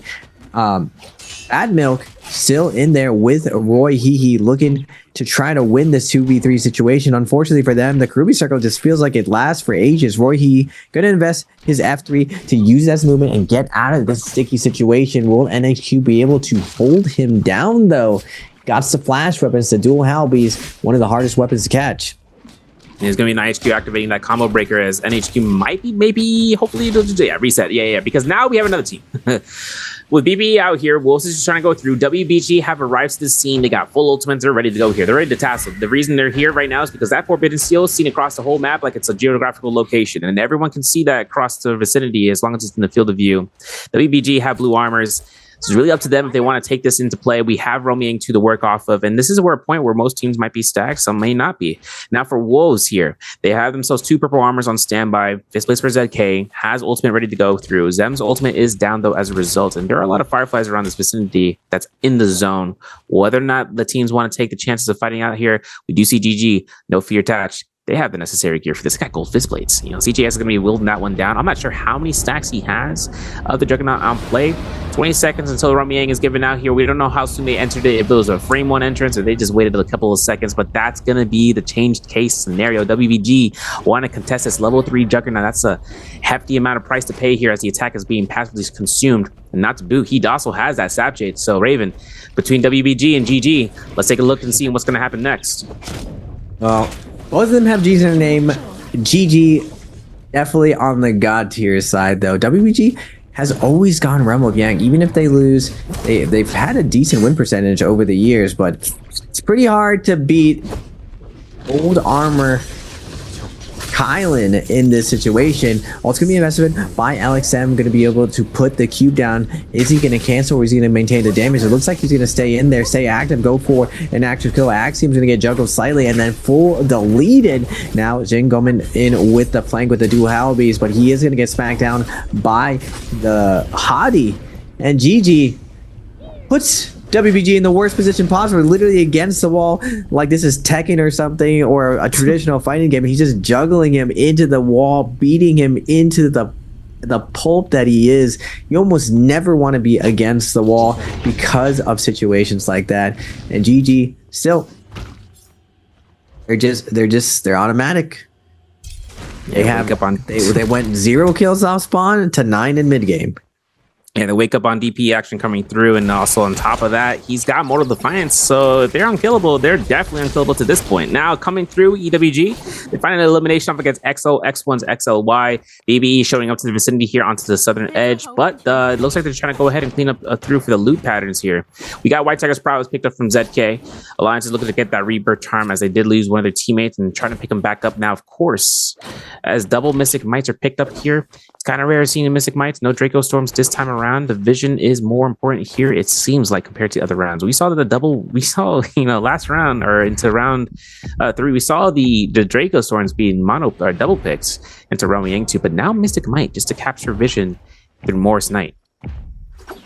Yeah, Mystic Mite allows you to really fight select perfectly instead of guessing where people are, especially with how sneaky teams are. They can close the distance on you in the second that you feel like you've weathered the storm. You had this team against the ropes. Little did you know that a team was watching you the whole time, looking at you as a snack, and they come up and they just immediately double ult you when you have one ult left. It's pretty brutal to win from. And it's pretty brutal for Alliance Revenge. BB is going to spot them and immediately, with blistering, threatening everything you don't want to see, as zipping, they're going to jump on top of a double jump parry is going to be coming out. They have to be careful to die. That would be outrageous if Alliance Revenge was able to finish them off. That'd be crazy. He was releasing all those 2.0 horizontals with the fist plays and just going for spam on the purples. But now it's going to be a zone point for them. They have one teammate left alive. And nope, they are all gone. Never mind. I rescind my statement. Now, GG. Approaching outside of the Sunveil dwelling, finding some pairs here, proccing the tuna. They've been rotating this tuna between all the teammates, which is very strong. And it's going to give them enough opportunity just having that passive region of 15 armor per tick for the duration that it lasts, and just keeping that chance, just keeping the sustain for the team alive. Plus, it does stack. Well, let me rephrase that. It does allow for Zipping's healing to keep a congruent format of just having as much armor as much as possible at all times. Now, FPX, Sunwing's Rest, chasing out Wolves.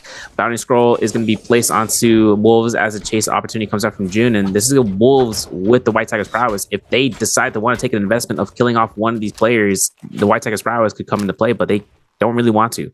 This is a Siphon team. This is a Siphon comp. And if Wolves wants to use that Vadra in full contention, they're going to hold off as long as they can, because now there's 3 minutes on the clock. FPX has to look towards another fight for themselves in terms of ridding that Romy Yang depletion. Yeah, Yang depletion on Siphon. I feel like it's pretty easy to cure Yang depletion on Siphon, just because you do have Takeda and you do have the powerful Temi who's able to just snare whatever competitor. Now, the hard part is getting 3 soul blooms, because usually you have to blow through a lot of your offensive cooldowns to trap someone. You don't really get to play the long con game, but I mean, longer downtime on the Yang depletion, so you can take your time and take the fight that you want. FPX versus KLA, 2 of the top 5 teams going at it. Kurumi ult's going to be invested. FPX still has a Kurumi ult right now. They're delaying it till the last second. Junk's coming in with the Takeda ult now, shoving people off of his teammates. Get off my Kurumi. Junk's looking for the stagger. He knows he wants that Aurora Blast. Now, DXZ on the outside. Nice job from him with the drop down, catching Junks off tempo. And now becoming emboldened. KLL's QGG. We have you guys against the ropes. Unfortunately for them, they're going to get that full reset. And again, just because you find a team doesn't mean you're not going to get third party. We had all of BBE and BBE in one tree ready to pounce for this scenario.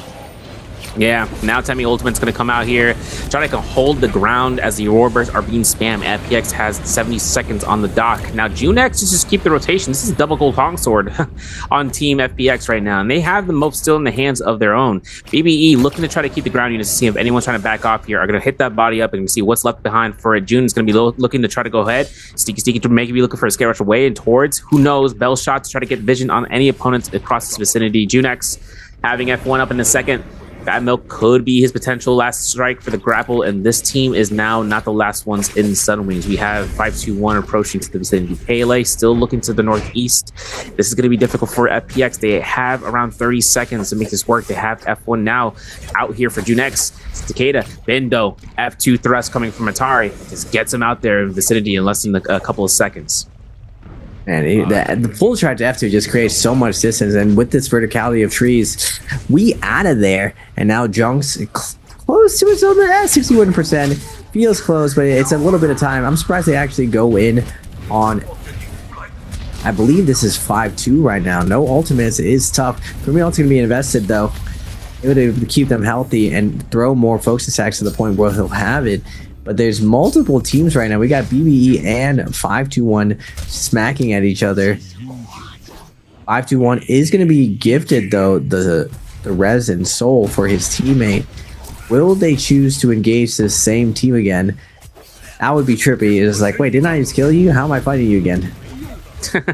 Yeah, and especially considering that these teams, with KLA having World Burst as well, BBE were able to loot up the bodies of FPX back there. So now it's really up to seeing who's got what in their pockets, because the multiple World Bursts on the field right now in the field of play, it's gonna be difficult, because you understand that there's a lot of also gold weapons to be in rotation. Now, Jade selection's coming through here. GG still working their way through with that Mortal Defiance. CGS still hasn't procced. They haven't taken any fights just yet. But I do have a martial art will form hook on LXM, as it can be in control for anyone that in the field. I mean, listen, he's got gold pole sword. He keeps that. I wouldn't be against him holding on to just releasing the blue focuses there. But level 5 Juggernaut has been awarded to CGS. He is working through for that Jade.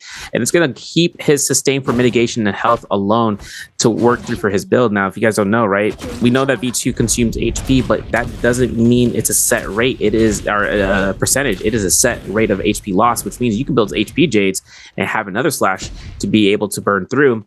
And that's where it can come out, where if he's able to find an attack passively through another Jade, then that's exactly what works in best for that build into this game. That's interesting that you brought up the health Jade part. Tryhard was actually telling me, he's like, I run 2 health Jades and 4 plus attack, essentially. His full glass cannon when he plays the Kylan. Now, EWG going to be sitting in the 80% Moonbane. First time I saw this Moonbane serve, I thought it was like an eyeball. But I was like, no one's going to like the eyeball thing. I mean, it does take up 80% of the actual zone, and it was very jarring the first time we experienced this. So it was just like, what is this? Forces everyone to the edge. But it does make an interesting play that you can gamble going through the center when you're getting lobbied and just flipping it. Like, you will for sure get to the other side. Hopefully there's not another team on the other side that sees you doing it, but the other team most likely will not want to pursue you as you go through the Moonbane.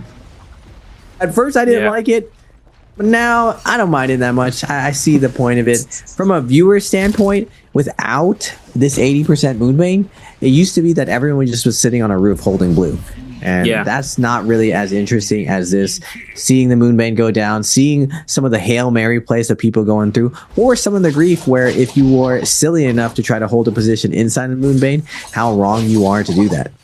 Yeah, and another thing too coming through into that Moonbane is if the Spirit Wheel is an inside said Moonbane, then you really can't do anything about that. But considering right now, these team that GG is taking full cold armor in possession, and they have this roaming or the Spirit Wheel to be available. WBG option selection here off into the treetops. They're gonna have blue nunnies. I saw that because he has Dragon War. I saw the charge up, and now it's up to GG to not get pushed down by EWG. I see EWG. Hold your positions, dog.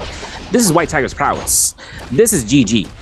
They got gold scaling ultimates. They got gold scaling everything. And now it's going to be given towards them. They're just kiting around here because they just want to make sure they're biding as much time as possible before the circle starts to close in. I love this strat. I love it, just waiting for it. It's like bacon and eggs. I just like eating that coming through here in the morning, because these guys are just waiting for the afternoon. And when it's time to go into that afternoon rush and just go ballistic, they allow for themselves to come through into this game. They got Dreadful Will now on 3-3-0. I can't. It's going to be a lot of action coming here with the Roar Burst, White Tiger's prowess, and an unkillable Kylan on the field of play. Oh my goodness. Yeah, just you see the min-maxing. They're so conservative, but they're so smart, aggressive. They do everything possible to leverage the macro aspect of the game to put themselves in the best position to win. And how do you beat this? Triple gold armor. Now, I've still seen teams who are fully scaled in these situations lose this just because in these situations there's a lot of mushrooms on the ground. Is there a Viper team? There are no Viper teams alive, so it's going to come down to pure positional control. This is where I think GGs are just absolute maestros. They conduct the ending lobby like everyone else is a side character in their main story, that they keep enough pressure on them that it looks exciting, but they end up always prevailing over everyone trying to stop them and use these abilities, delaying this to the very end. They are going to take the gold armor, but like I was saying before, Serv, with the mushrooms being everywhere, I feel like the Kurumi teams have an advantage, and it looks like GG is going to go up there, invest their Kylan ulti. Remember, they were able to drop back all 3 ults and keep that ult again as soon as they come out with the Tiger buff. So 18 people alive. We're getting a nice little stacker again because of the verticality. I'm curious to see and hope that GG finds a way to win this scenario, because pure verticality like this, it is very hard to control this situation. Heal off is going to be coming into question here. So who is end up going to take this? I'm rooting for GG. Let's see if Kylan can really perform like you were saying with those 4 seconds of immunity at the end. Is Kylan one of the meta picks to win heal off now? Yo, Monk is in that statement, man, because things that come out here, one thing that is a factor with height is knockback. If he's able to find a swing off of any of these targets on top of the treetops and launches him to the zone, they are going for a very long trip. Now comes into CGS on ground level duty. Flameburger being brought out to the ground floor. It's like the floor is lava because there's a lot of shrooms here. And like you said, it can be the one single out factor that can eliminate a person from the field of play. Kurumi circle coming out from EWG as pelt shots coming in from 521. And as the pressure comes out to BB's Aizen locked to the zone, Lue is going to be going in the Zai ult and just locking out omnidirectional attacks, but QGG wants to drop this one down here. The staggers from the RMBs from the staff comes out. The F3 from Lue to disengage completely and get into high ground. He almost glides back into the zone. He goes right back into the circle. You got a minute left on the clock here as CGS on the ground level has Kurumi and enemy ultimate come out here from 521. Gets caught by a parry, finds a double hit, gets that sap ability to come out to play, and now the ultimate to knock him to the zone to keep him locked in bay, puts in the works. But CGS had a little bit of issues here. There's going to be the Temi circle to be a little bit of a problem for him. If he can't get himself to knock enemies in the zone, he's going to be locked into the Temi circle where enough pressure comes from the enemy combatants to this final 50 seconds into the match, Raven.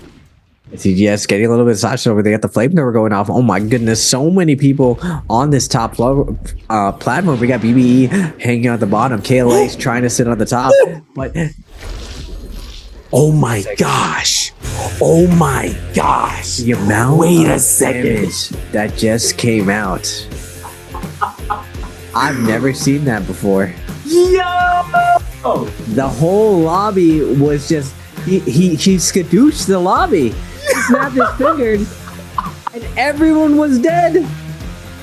I've never seen that before. There's 18 people alive and then there was none. Oh my god. Oh my goodness. We can't be giving away Tiger Buff anymore. Is that the Attack on Titan comp has to have teleport. We're going to see GG landing over by the mushrooms and everything. We're seeing some crazy split drop shenanigans coming out from GG. Money Spot's going to be going to Bauda and JV. No surprises here. These guys love scaling up, especially when you got the Takeda. All these spots are going to give you tons of money at the end of the day, and it looks like JDG is going to be forced out from Bauda, but X1 is going to be rolling in for that scouting third party. Yeah, and now X1 has an opportunity of just trying to pick up any sort of recipient, extra gold earned. There's no shop nearby, so they can't buy anything outright, straight up. XOY wants to take the back line. He's looking towards peak, making sure the U is on standby. They will regroup, but XOY still has F1, so no blue focuses come out. But you see those pulse sword scare rushes coming out here. It's like we're watching solos all over again. Now XOY looks to try to go ahead for this Takeda Furin, and instead doesn't have ultimate himself. He finds it here against peak, but he goes towards U. Now the RMBs are being released back and forth. One jump LMB is all it's needed to kill off XOY, and there it is. U finds that downward spiral. That's going to be eliminations 3 up until now 6. You trying to keep this going through. Parry as EDI could turn the fight around. The whole check of Destiny, but the Kurumi Ultimate denied the sustain loss, and now no energy. Once that Temi was hit, that's where the Kurumi Ultimate decides to become a Temi ult zone, pretty much for the energy loss. 6 eliminations, 27,000 gold. Bowda has his early game advantage to the utmost extreme, and they're not even halfway through hitting all of these pots, my friends. Looking at GG's points is outrageous. Just 155 compared to some teams with like 33, WBG with 32. I just was looking at Mount Everest of points at the top. GG is just absolutely outrageous that they have so many points. 13 kills in 1 second. That's gonna be. I don't know if that record will ever be achieved again. So like they hit the Naraka world record. 13 kills in 1 second. That's absolutely outrageous. It looks like KLA is going to be playing for the Red Jade, that Knight's Mortal Defiance. Still think it's one of the best locations over here, but GG with the low risk, setting up for that first Yang, doing what they do, getting to that first Yang and with as much loot as possible, usually max melee resistance, usually get lucky enough to find 1 purple armor, but chilling at the top. Is Alliance going to really see if they can timing? We're going to get 5-2-1 versus WBG on the Springs. This is one of my favorite areas, 2 of the map. Just really, really cool to fight on. Very, very contrast to the rest of the map. Yeah, Spring Enclave having its own setup, like special mechanic of healing over time, is also really close towards Moongaze Terrace, which has a lot of Fireflies in too. For the rotation, great spot. Jingdo takes himself into full stun here as it comes out. Takeda Fury in the dead of the night, Cloud from being able to eliminate him, but Jing has Kurumi Circle, still not enough. Yin finds the R&B of Destiny, gets the elimination. It's going to be a 2v2, if I'm not mistaken, coming through here. WBG in a, actually 2v3, I should say. A-Shot trying to keep himself going through. Temi Circle coming out to play. This keeps WBG in the fight. Volchek almost potential jump LMB, jump parry into the Temi wall. A little bit dangerous there. But Takeda down means that 5-2-1 don't have much of an issue. A-Shot backlining, just trying to get himself out there. Moonbane drop though, crazy as WBG found one position that gives A-Shot enough time to cast it, and just trying to reset and potentially catching a res against one of his 2 teammates. But I don't think 5-2-1's gonna allow it, Raven. That's a beautiful part of Kurumi. Can't stop the Kurumi res once she got the tether up. You can delay it a little bit, but she is gonna be getting that res. She will not be denied. Same way with like Temi ult. Just impossible to stop. We're gonna see BB versus JDG. The Yoda ult's gonna be coming out onto Zai. Wait a second. BB's cooking. Zai is going to be falling down, and Yodo is a good answer to Matari and that Invis, de-invising her. ADG's Kiki is going to fall. 5-2-1 with the sauce. Now chasing down BBE. Wait, it was that BBE was the one with the sauce with the Yodo ult. Very, very interesting. So, yeah, cooking. 12 seconds silence now negated from each strike. V1 Viper coming out here, and chance happening. 5-2-1. They're going to catch a Temi. He's got F3, so he's going to be safe from that Kurumi Parasol being applied from A-Shao. Now Sleepwalker in the back line here. A-Shao finds a stanchion hits. A parry though from Yin as it captures A-Shao. Another parry. Man, we just hitting every single parry today. 1, 2, 3 re-released though. Sleepwalker though goes down. As the R&B gets released here, Pampy looking to try to go find for another parry. Oh my goodness. Can we just get a counter right now for how many parries has Yin accrued in the last 15 seconds? Because this man is catching every single one of those. 5-2-1 and confirm it. We did fight them when we were at Worlds. They are super parry campers. And almost all the natural instincts in them is they're trying to time you for a parry. They're just seeing whether or not you're willing to throw a bad blue at poor spacing. They just full parry fishermen. They are going to get a no ult zone. FPX versus KLA. QGG is going to get juggled up. No way he can pop ultimate right now. Good defense from his teammates, able to get down the Moonbane, but Moonbane is on the edge, not going to get any advantage from it. They would have to fall back if they want to be benefiting from it, but FPX still with white armor. Does KLA want to take this fight? They do have full ultimate. They're going to be engaging. Dai coming in late, opening up though.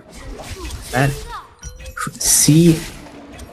CXZ on the Matari, opening up, going balls to the wall, just immediately dropping his F2, then dropping his ultimate, immediately using both dashes already. And no ult zone is going to be pressed, but QGG with the Zai still has ultimate 17S as well with the Karumi. FBX doing their very best to kite this pressure with this no ult zone. It's going to be a beacon for the rest of the lobby to show up. And now Wolves sees that beacon immediately lurking on the outside, ready to go. They are crouching just out of line of sight. I'm not sure if KLA was able to spot it.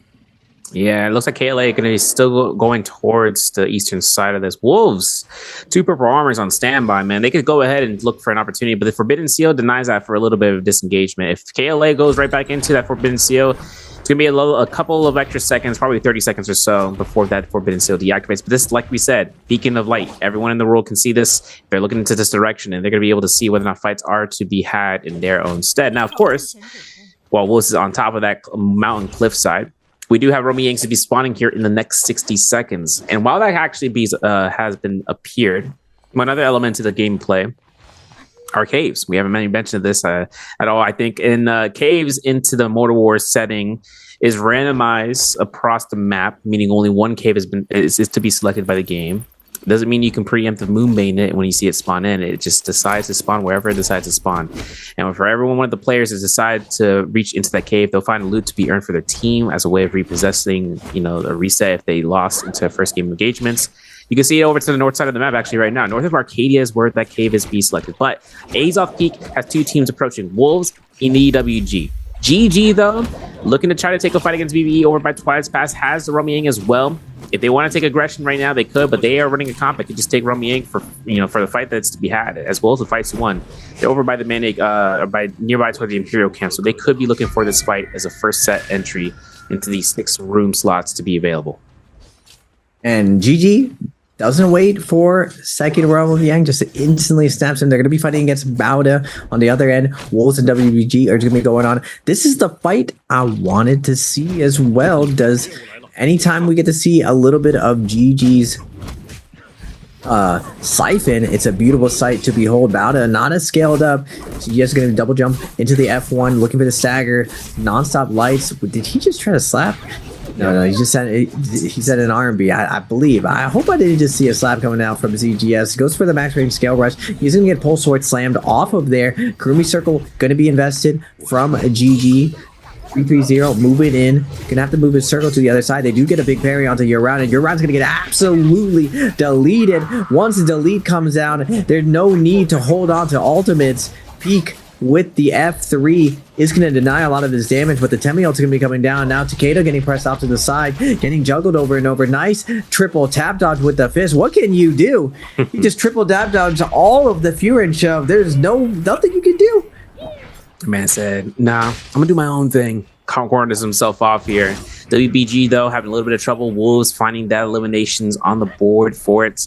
And on top of that, being able to find a purple armor for the last teammate, 9HQ. Now, this is going to be a gold weapon crew. Now, I'm pretty sure it's going to be given to XCM here, having gold dual blades.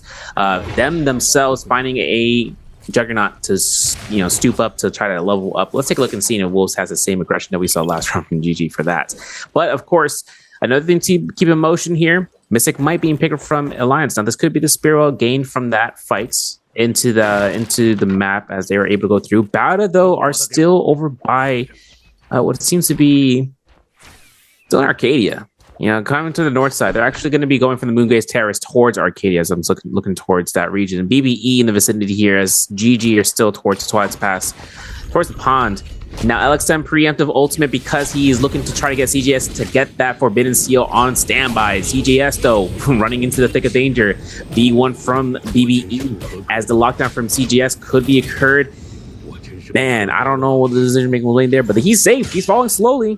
He should be good for a little bit of fights, but this is where we're going to see whether or not BBE's comp selection could work out in their favor because they take the chances of seeing about the disengagement to the Forbidden Seal. Yoru can't chase. She can only slash from a certain distance.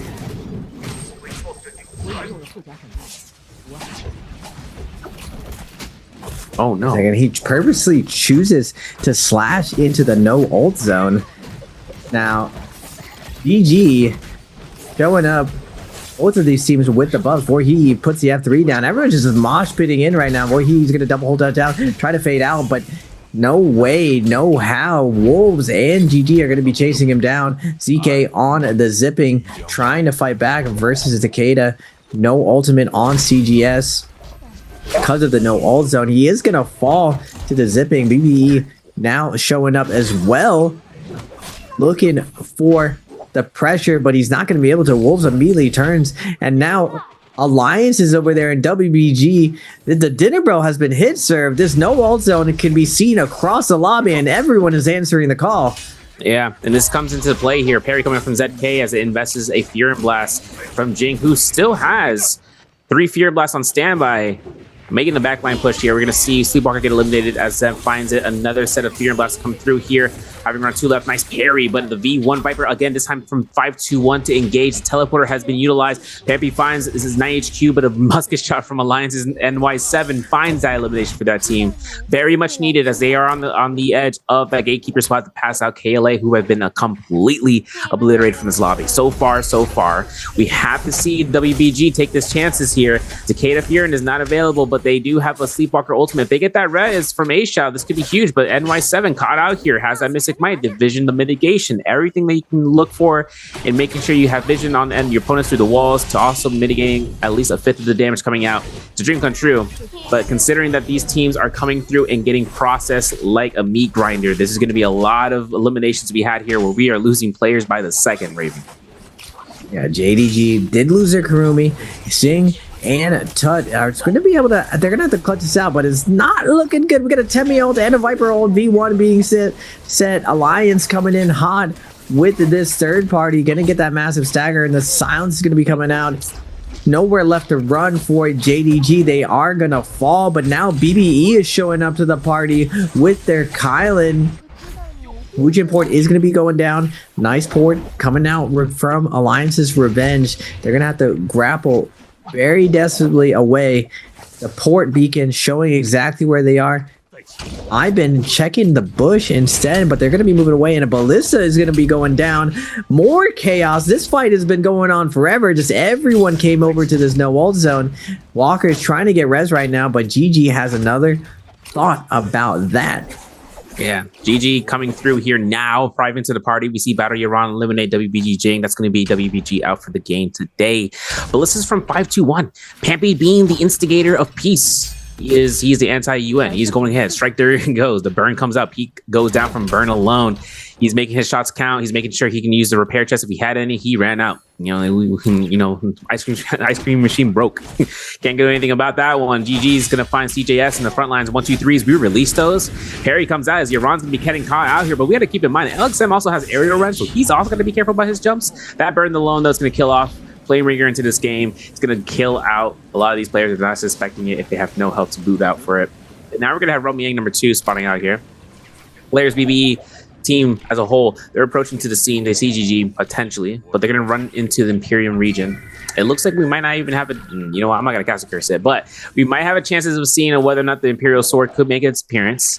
Potentially into the games, and it's really a risky opportunity. Not a risky opportunity. It's just by chance that all teams are fighting inside of the Imperial region, and 6 eliminations will have been gathered by one team alone. So that's the only recipient of that region. Bauda freshly spawned in, peeking around, coming back for round 2 before we enter Realm Yang 2. Possible for GG to get over to 200 points? Probably not. I've seen pretty close to 200 points though in a single series. We are going to get a GG versus Wolves. I think that is zipping, or is that Takeda? The mirror? No, it's not. Kylan, nice. This is exactly what I wanted to see. XCM's going to take to the sky versus LXM, but he is going to fade away. It looks like he has Rampage. He's going to be spacing out the Focus Fire. Wolves not giving up the Kylan Focus Fire. He's going to be looking at CGS right now, but CGS, nice tap dodge into the LMB for the Focus. That Japping's going to be coming out, and XCM's going to take a ton of poke damage. Unfortunately, he is going to be able to get the reset. GG does not sustain the pressure, and it looks like Hadi is going to be burning its full meter. He's not going for the reset game. He's trying to get one of them to ult. Now XCM does pop the ultimate. Kurumi's ult as well has been popped. Can XCM capitalize on all of this damage, or is his team gonna fall to the traditional siphon? He's got ultimate ready to go here. Temmie ults out as a way of precognitive dissonance of just being able to deny this Kylan from doing the work that he was supposed to be able to do. Now ZK is in the ringer of losing out a lot of his armor, but XCM finds CJS. This is huge. This is impeccable right now. XCM has no armor, no health. He's in Keelan guard. He's going ahead and activating the heal back that's necessary to come back into this game. And this jabbing the boot gives Wolves the eliminations that they need. They just took out GG into the final seconds there with the ultimates, and now half the detach has been picked up. By golly, and they got gold fist plates to be held onto now.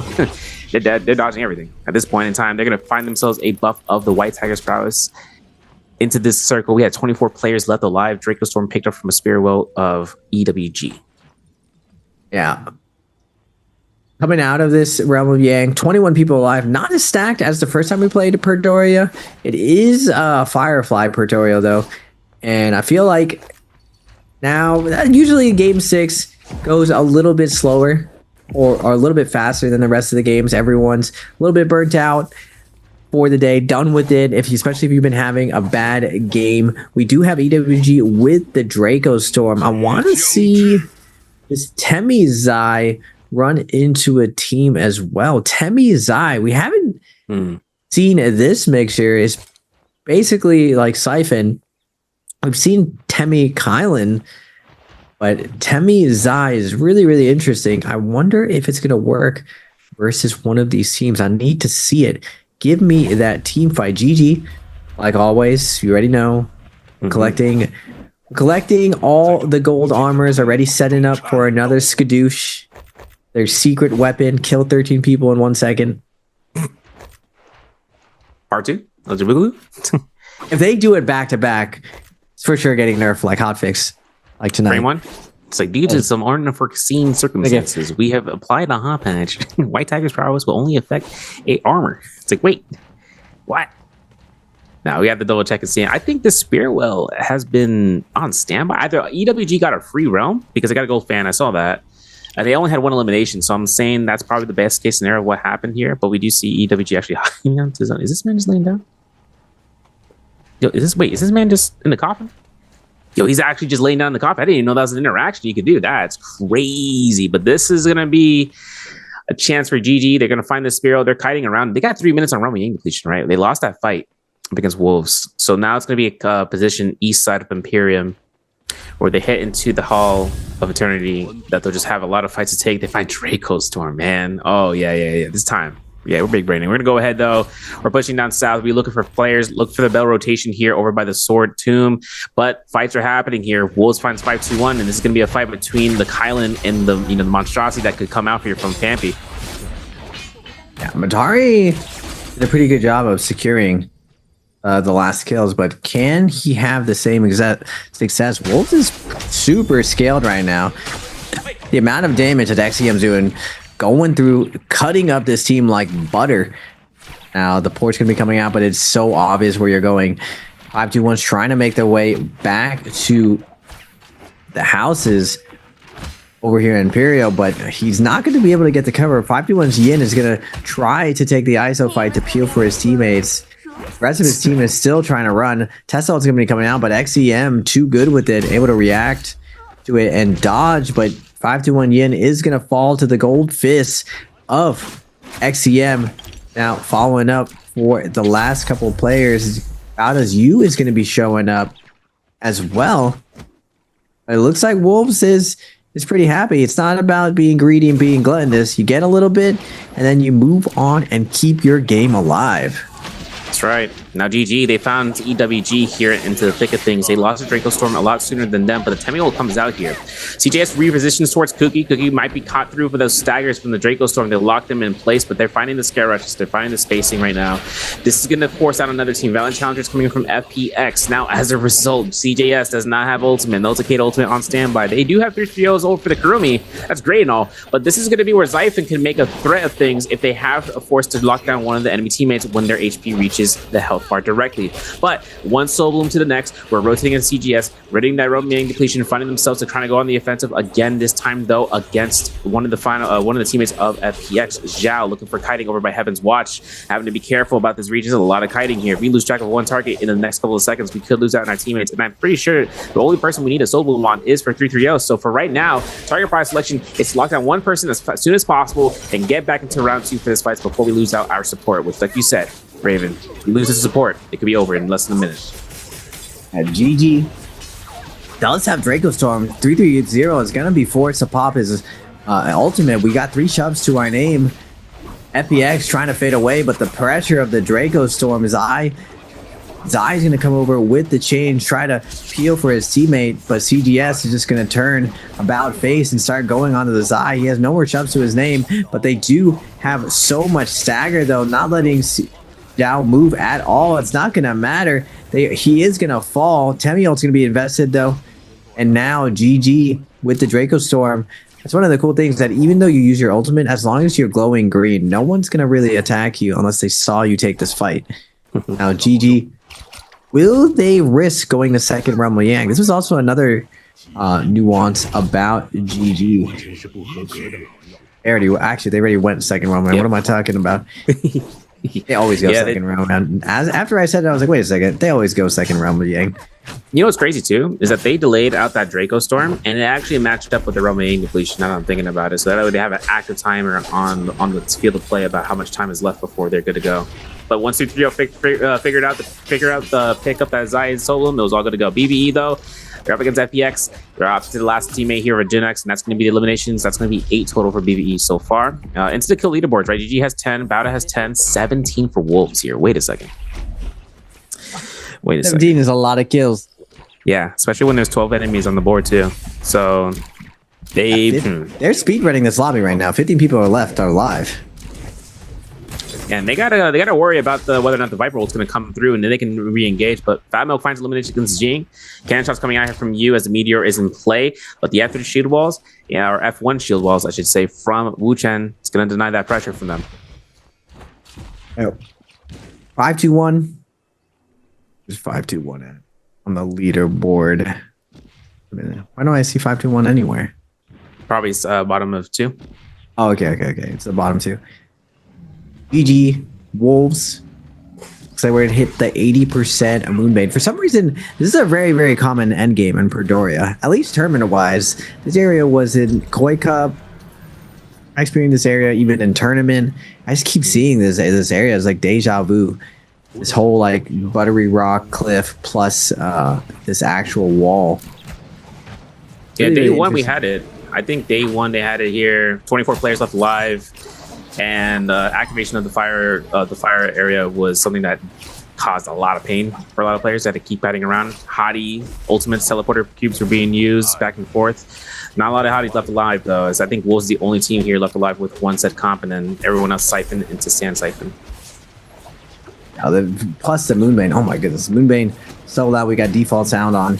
This actual roar. I feel like an actual dragon is breathing on top of me, but Bin not letting Cookie breathe at all. I've been just with the jumping LMBs on Fist, nothing you can do. And we were saying before, is Yodo gonna get value? Well, how many kills is BBE up to? It seems like the Yodo is doing just fine into the current meta. They're getting a lot of work done considering limitations of Yodo, but it looks like it's a decent answer to all the Matari teams.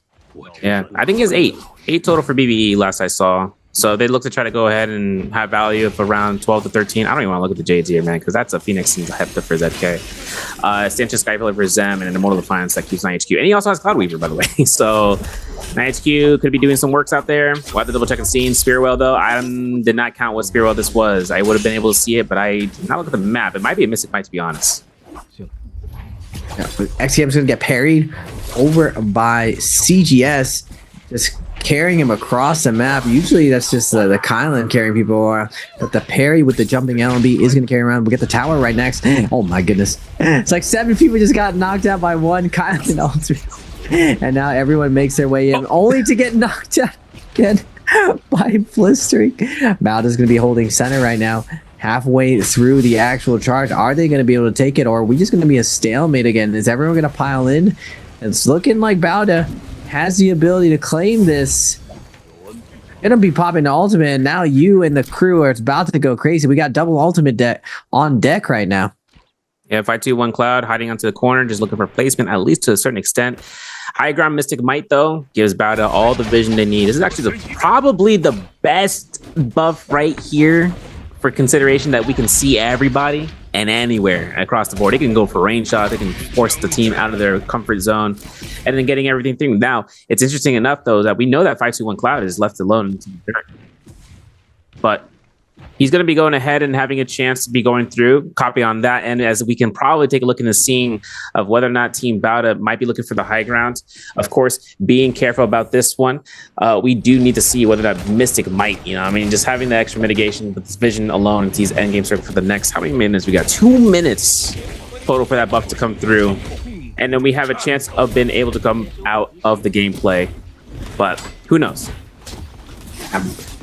Crazy that it feels like this round just went so much faster than every other round. Wolves just annihilated everyone with 17 kills, BBE with 10 kills, GG with 10 kills. Now going into what always seems to happen on this map, some type of cliff scenario. Wolves, GG, stuck on the side, trying to climb their way back up with Bowda holding up the high ground. Bowda not letting everyone up for free, getting smack everyone down. If one Kylan ult just goes out here, everyone's going to push down, but Wolves holding the low ground, slowly creeping it up, making their way to the right. Now GG's going to make their play up, go to the top right now, but BBE with the Yoda wall is going to be going for slashes, slashing at the top, trying to claim the high ground for his team. Fat Milk looking for one safe place to go, but can they really take that high ground scenario from the hotties flying around? Bowda with the Kurumi keeping his whole team healthy, but GG very, very active, moving around the map, trying to kill people on the ultimate low ground. They're going to catch Roy Hihi over here. 330 is going to have to invest his Kurumi on. The drop down from the Viper is going to be coming down, but this is in the center of the armor skill. GG should be fine at the top road, so Wolves is going to get knocked off by Bowda's peak on the Kylan, immediately knocking that team super, super far away. Bowda fighting their own fight on the edge, while GG looks back in, trying to figure out what's what and where all these players are. We're already down to 9 players. Wolves, Bowda, GG. Who is going to take down the last game for today? GG hasn't dropped a game since I mentioned that they are one of the best Siphon teams. When they get here, they find a way to win. Bowda is going to get a parry onto CGS, but he's already down to 1 HP. Zipping is going to come in with a nice triple charge. CGS is taking a ton of heat from all directions. His Kurumi's going to be able to defend him, looking for that F3. They are going to be playing for res right now, but Wolves XCM has another thing for them. No res going to be allowed. He knocks his LXM all the way into zone. He tries to gatekeep to keep him out some more. He is going to pick up one of the kills, and now GG with 12, Bowda with 13, Wolves with 20. Who is going to be coming out with the MVP right now? Wolves is looking poised to do it right now with the hottie, still picking up more kills, but Wolves is ZK gonna look for the soul booms right now, and it's over. It's done. I feel like this round just went so fast. Even though the round pretty much goes the distance, it didn't go to full heal off. Just the amount of speed everyone played this round was very, very fast.